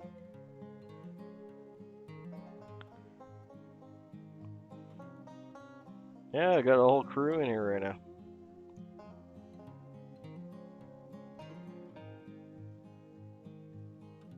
It's all good, Robert. I'm sure he knew exactly what was going on. It's early. Well, speaking of which, let me grab some tea while I'm thinking about it. Mm. I've been missing K-Fish's streams. I gotta jump back into another one.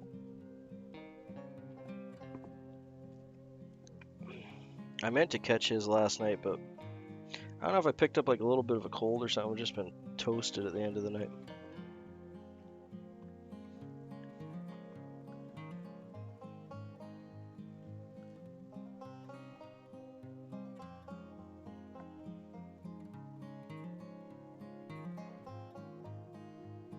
Just get rid of a little bit of the butt there. Yeah, always good to have you in, Maddie. Everyone, I'm glad I got, right now for me, it's 7:30 in the morning here.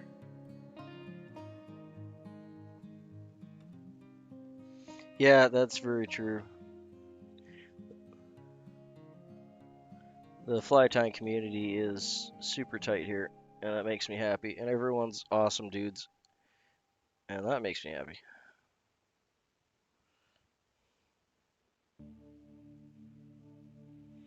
Oh, yeah, I'll tie it in on my side.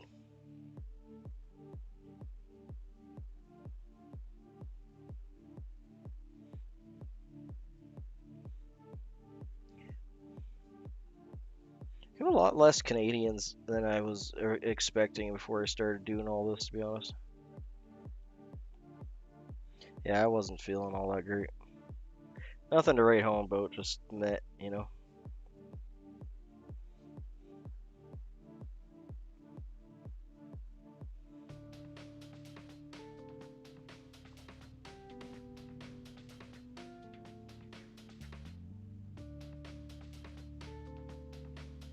Honestly, like, recording tying flies is a lot harder than people think it is. You got to be zoomed right up on the fly. You got to have, like, the lighting you need to film tying flies is totally different than the lighting that you need. Oh, I was gonna ask you about that.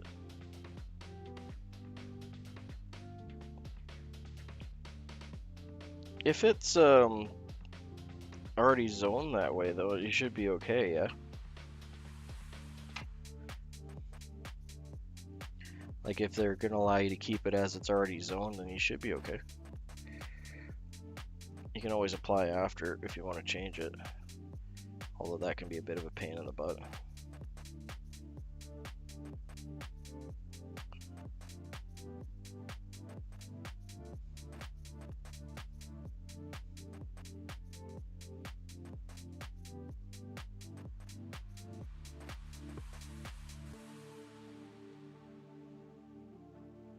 Yeah, I mean that's another problem is the memory storage. If you got a just use a cell phone if you got a decent one, man. Most cell phones are more than capable of doing this because they're actually better for macro stuff. Um, really?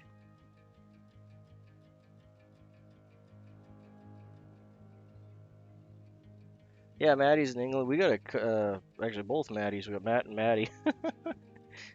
They're both across the pond. Ugh. I need to do my fly rod's actually sitting out in the snow against the garage right now. I need to go deal with that.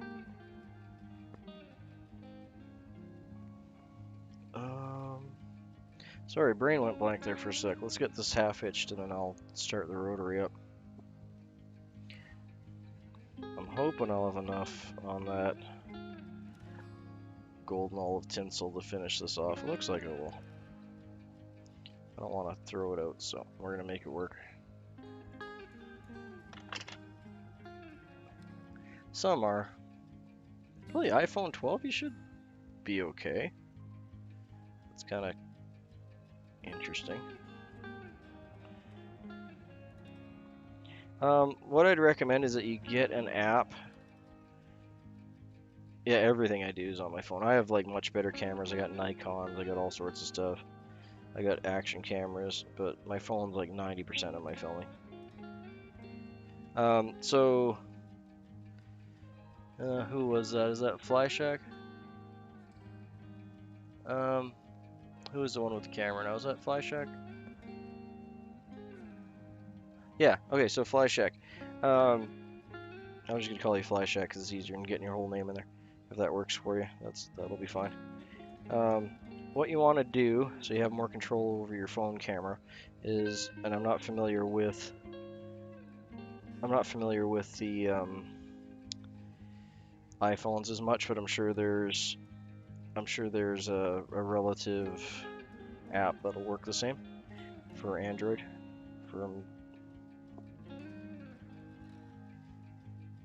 But in any case, there's lots of apps out there that allow you to have a lot more control over your camera, your phone camera. The biggest problem is lighting, exposure, focus length, and stuff like that. You don't want to have it on auto. You want to be able to have those on manual so you can lock them down.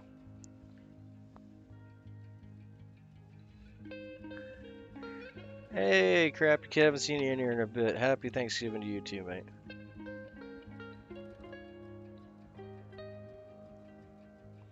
Yeah, go download some free camera apps that'll allow you to control the camera, and it'll make a world of difference for you, man.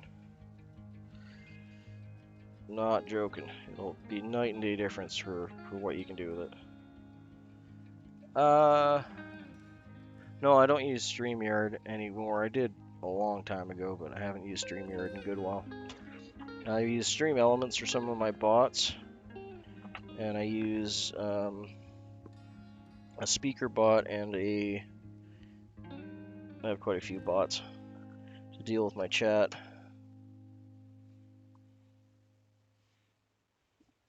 Yeah, get a sorry, I'm not finishing all my thought process because I got a few conversations going here at once, but it's all good. I dropped my hackle pliers. I'm just trying to find another one here. This one will work. Okay, sorry. So, Fly Shack, what you want to do is you want to go online. You want to get a program that will control your phone camera, okay? The main things you want to find is one that'll allow you to choose, well, the f-stop basically, or the exposure. I'm just going to hand wrap this, although I should rotary it.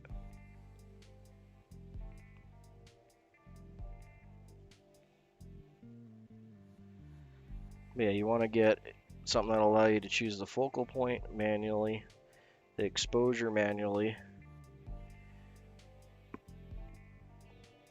and will allow you to control the lenses, so you can use the macro feature if you have one. I'm pretty sure the 12 has one. Because honestly, the iPhone 12 has roughly about the same camera hardware. Well, that's why I use bots, because I actually have a bot that reads the chat out for me, so I don't have to read the screen. Because yes, you're right, it's absolutely horrible trying to tie and read chat at the same time. My brain power does not extend that high. It's just too much, especially when you get 4 or 5 people trying to talk to you with different conversations. So yeah, I have a bot that reads you guys out to me. Cool. I used to like hanging my bike up. It's under my porch right now.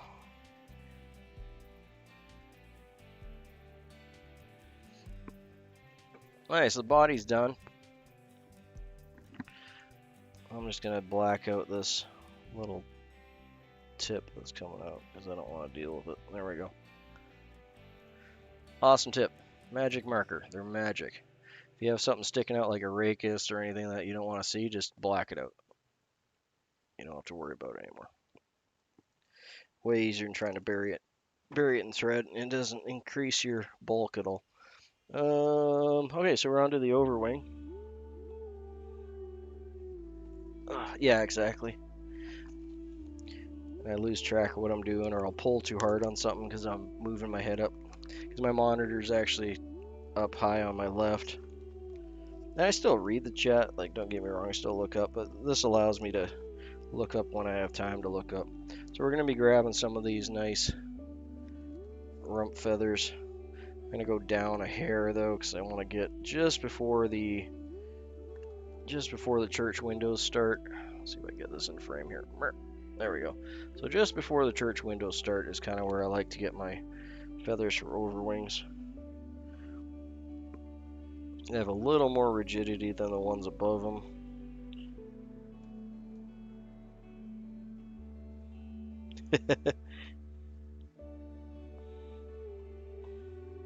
Yeah, happy Thanksgiving. Yeah, everyone stay safe on the roads, for sure, 100%. We want to have you back in here again. I'm glad Crazy came back. I was getting a little worried. I haven't seen him in a while, and then he just popped into my live the other day. But I haven't seen him in weeks, and he was almost doing daily lives, and then he just kind of disappeared for a bit there. But he was just busy with life on his property. So I'm happy. I was a little worried something might have happened to him, because he just kind of went poof. But, you know, it happens to all of us, right? Okay, so for the overwing, we're just going to be using these pheasant rumps. This one actually looks a little, that one's got a little more. Yeah, this side looks good. Yeah, I'm gonna get me some breakfast shortly here after I finish a couple more.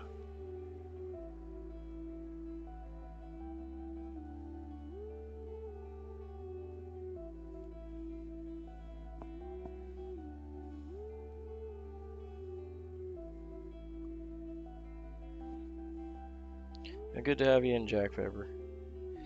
Yeah, if you're hungry, man, go grab some foods.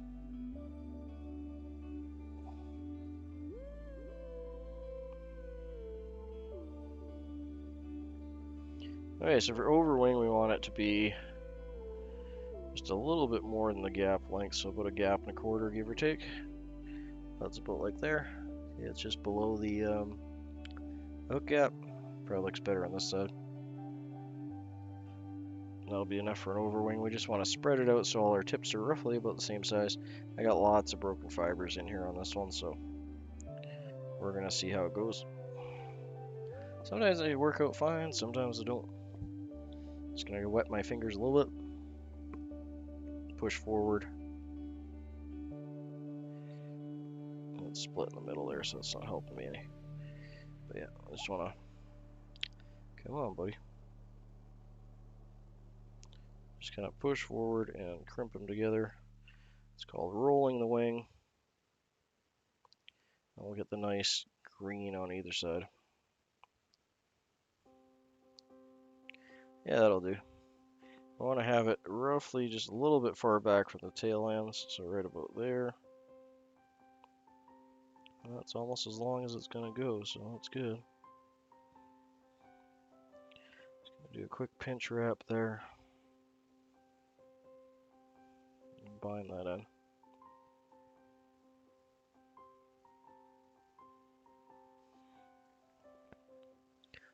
Kind of one crazy fiber going all the way off that way, but we'll see if we can make him play ball. Rather not cut him out.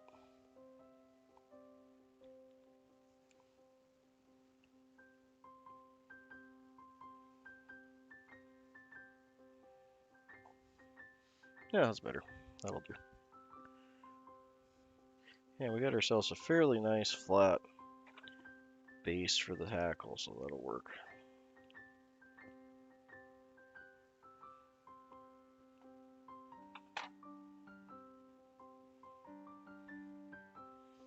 Just gonna bury that in and work on that step. Whenever you're trying to get rid of steps, always do it from the eye back, or your thread will just keep lopping down forever. And you build up to the step, not the other way around.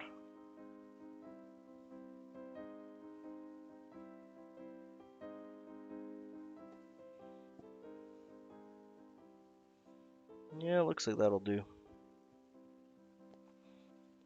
And I think the rosin helped me out last time, so we're gonna add some more. This one too. It's a very slight edge on that. I think we'll be okay.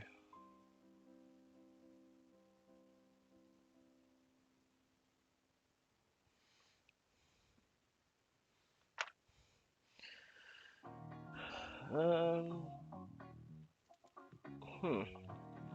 I thought I had 2 more hackles already ready, but I guess no. Okay, well, let's pull some hackle.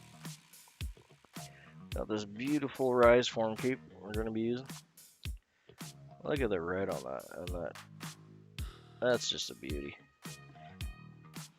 It was my birthday present from my wonderful wife.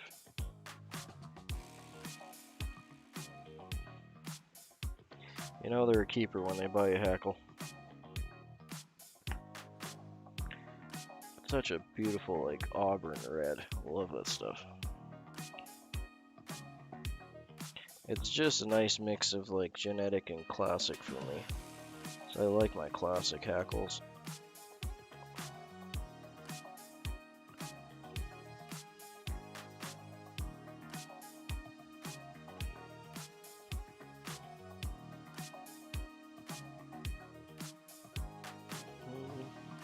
This one might. I'm actually, sorry, buddy. Just busted you in the face. Oh, you guys can't see anything. Well, I'm just adjusting the hackle length here. Yeah, that one's a hair. That one is a hair too small. Okay, we'll go with you. You look like a good one.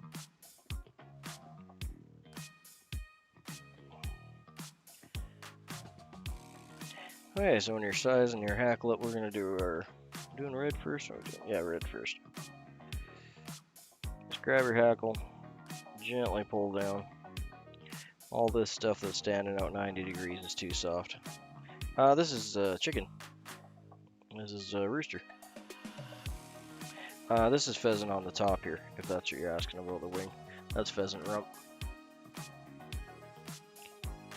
This is just your box standard rooster hackle,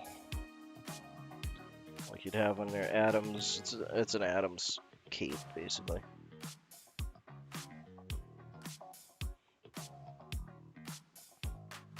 Really?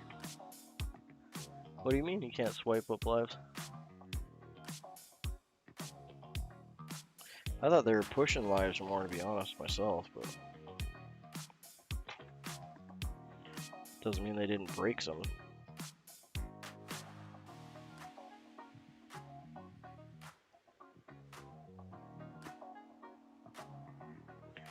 I don't know.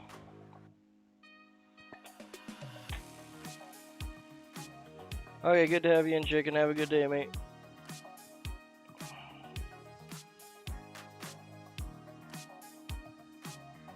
You and your family have a good Thanksgiving.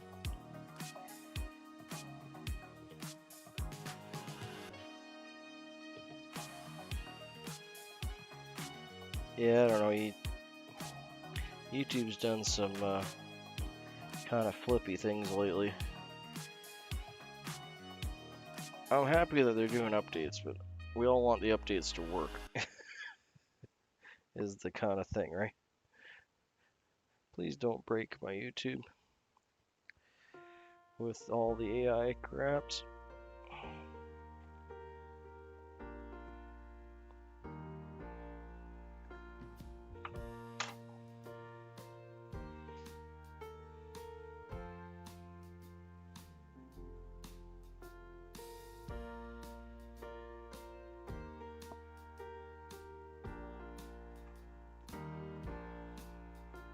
But I'm kind of excited to, because originally I did stream vertical and horizontal at the same time, so I'm excited for them to get that working again. like on through a YouTube platform anyway.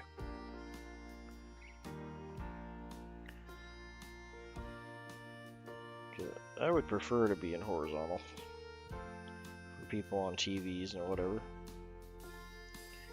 and long form. But it's a lot more convenient to be in vertical, so it'd be nice when they let us do the both formats. I'm kind of looking forward to that.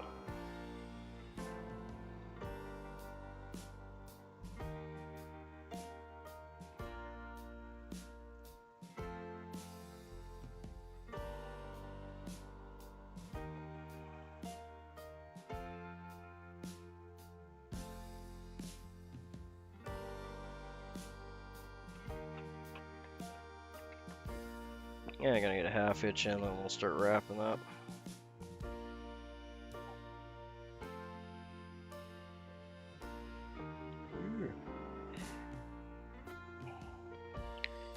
Oh, come on, Duchess, don't move around on my vise like that.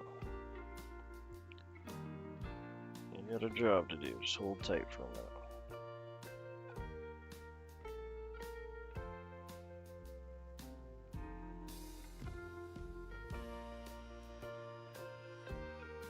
Okay. Yeah, we'll use the rotary again. That worked out pretty well last time.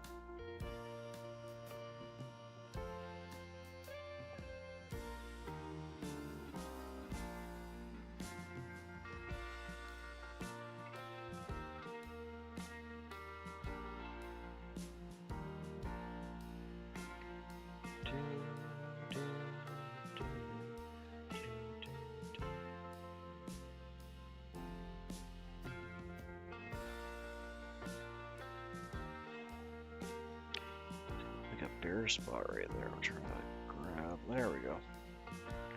That's better.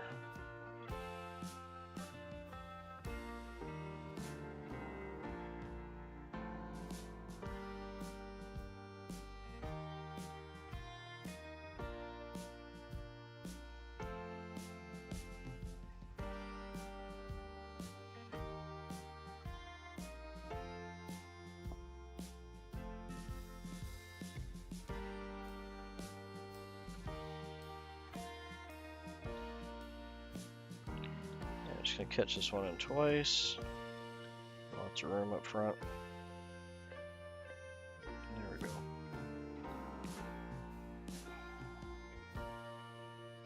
Stay.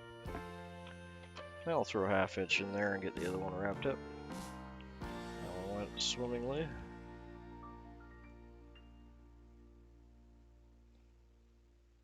Boop.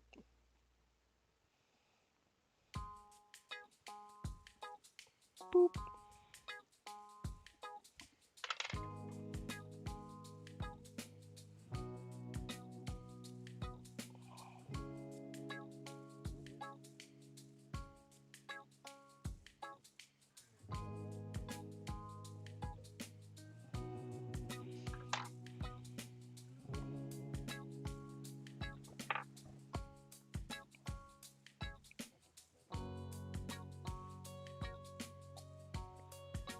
Yeah, it looks pretty good. Just gonna get that guy up. We'll get our hackle plier in there again. This red one's a hair shorter than the grizzly, but we definitely have enough to finish this off. I like to bend my rake so it's 90 degrees to the stem like that. Just makes it a little easier to start wrapping it. It's not going all cattywampus on you.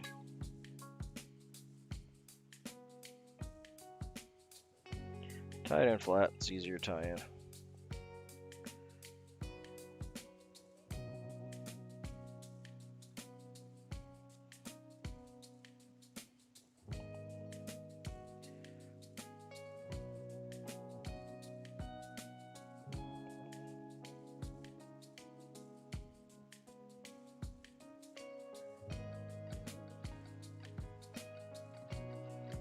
Come on, you. Alright.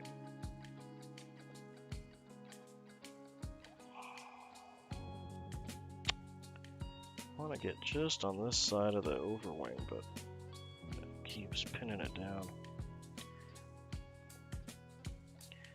try that again.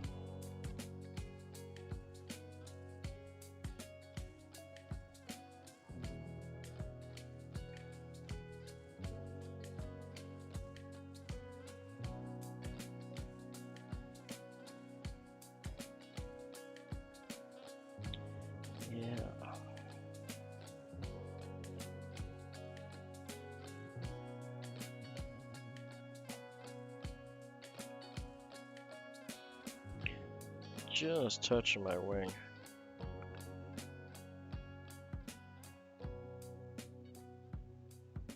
There we go. I have to do a couple more wraps to kind of get that in place. Dude. Okay. Oh, that'll do.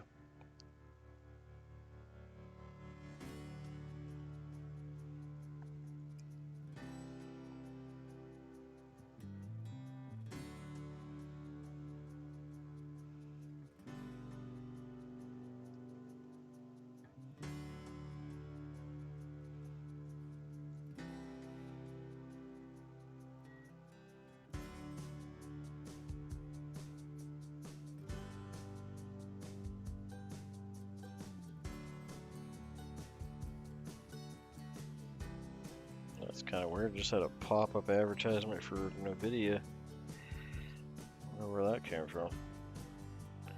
Probably Steam. Oh, Steam and your pop-up everythings.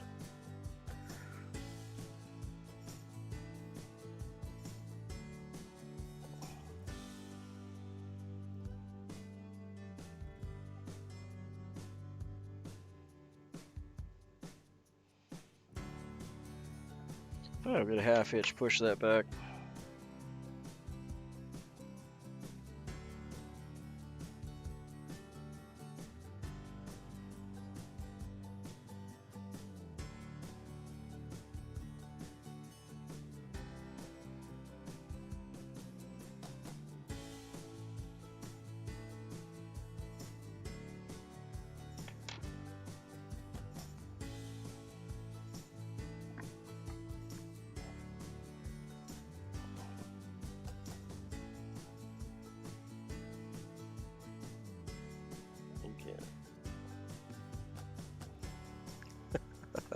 Yeah, this will be my last one. I'm getting hungry.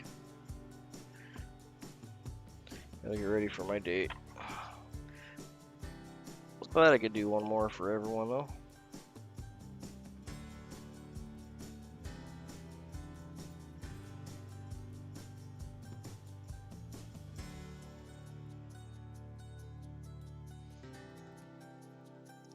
Well, this one turned out pretty good actually.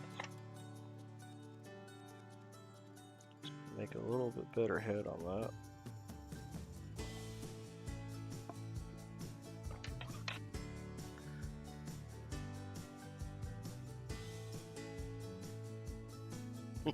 No, I'm hungry now. I want to finish my tea and have some breakfast. Oh, some days. But I gotta work today, so unfortunately they dictate that I won't be.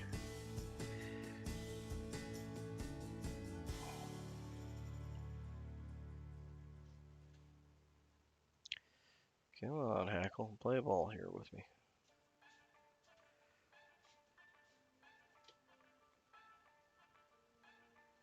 Try not to capture too many, if any. So far it's working. There we go.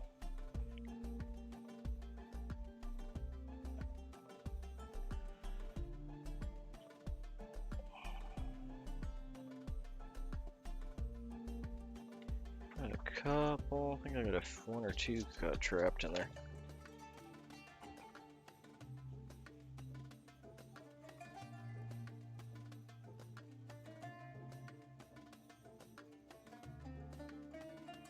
Come on, booger. There we go.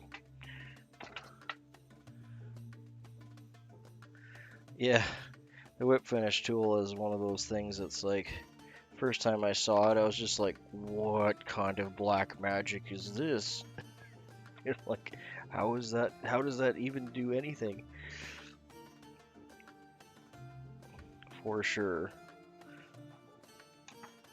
It took me a couple years before I even tried to learn a whip finish tool, to be honest. I just did half hitches all the time, which is perfectly fine because that's exactly what a whip finish tool does, is a bunch of half hitches.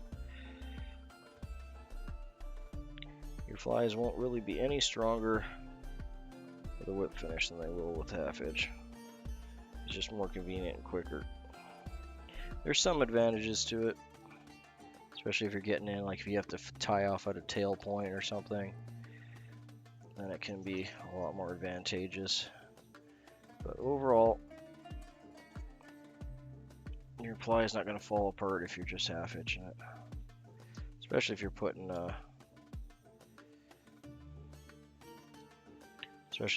like head cement on it. Alright, yeah, I'm happy with that one though. She turned out good. She's nice and poofy. I do actually like my hackle to point a little bit forward. It gives it a little bit more of a better seat. Even though on picture frames it looks better if they're straight up and down, but they tend to land and fish better. Because as you're whipping it around, right, all the force is always pushing this way, whether it's water or wind. So if you're having them just slightly tapered forward as you're casting it for, you know, an hour or two or whatever it takes to get your fish, they'll eventually pull back. So if you start straight up and down, after a while of casting, they're going to be pointing back more. So all the forces are pulling back. Alright, I'm happy with him. Let's throw some head cement on there, call it good. Matt's still here. We got Fly Shack. Yeah, look up some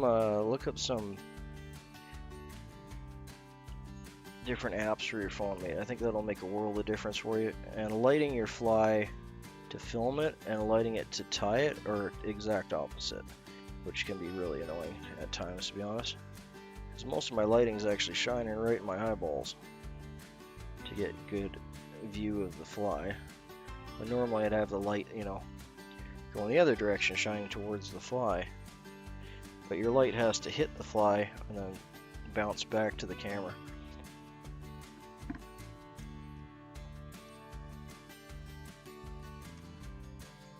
Hey, we're just finishing up, Victoria. Okay, so we're just going to rotate that for a bit and dry this up.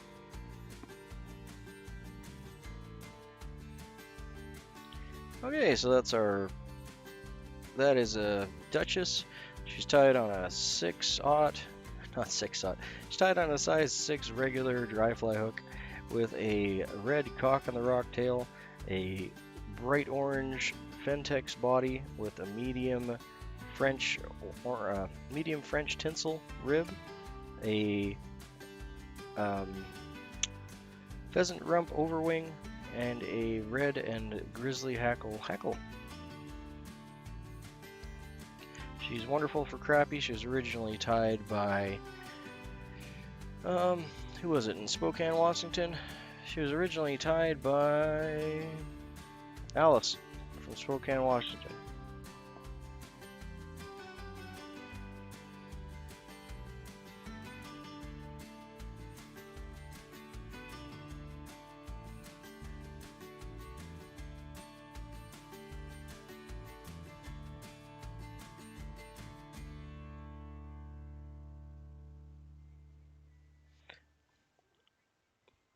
Yeah, have a good morning, everyone. I really hope everyone has a good Thanksgiving and was able to stay safe and be with their family. That's the most important thing.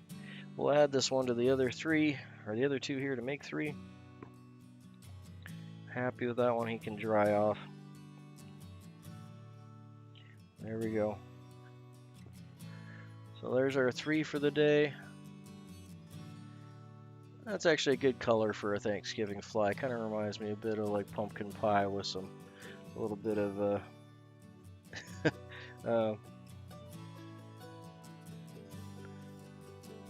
yeah, later everyone. Thanks for stopping in.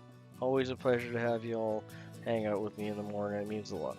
Thanks kindly for all your support. You guys have a great Thanksgiving, eh?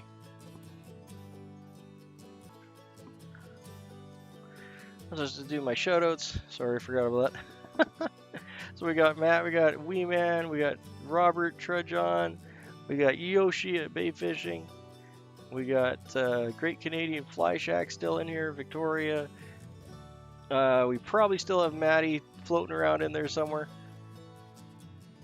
Wee Man, if I didn't grab him already. Valhalla's probably lurking in there somewhere.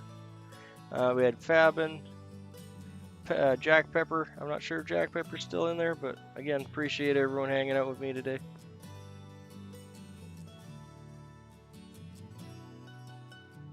I'm gonna go grab me some more tea and some breakfast.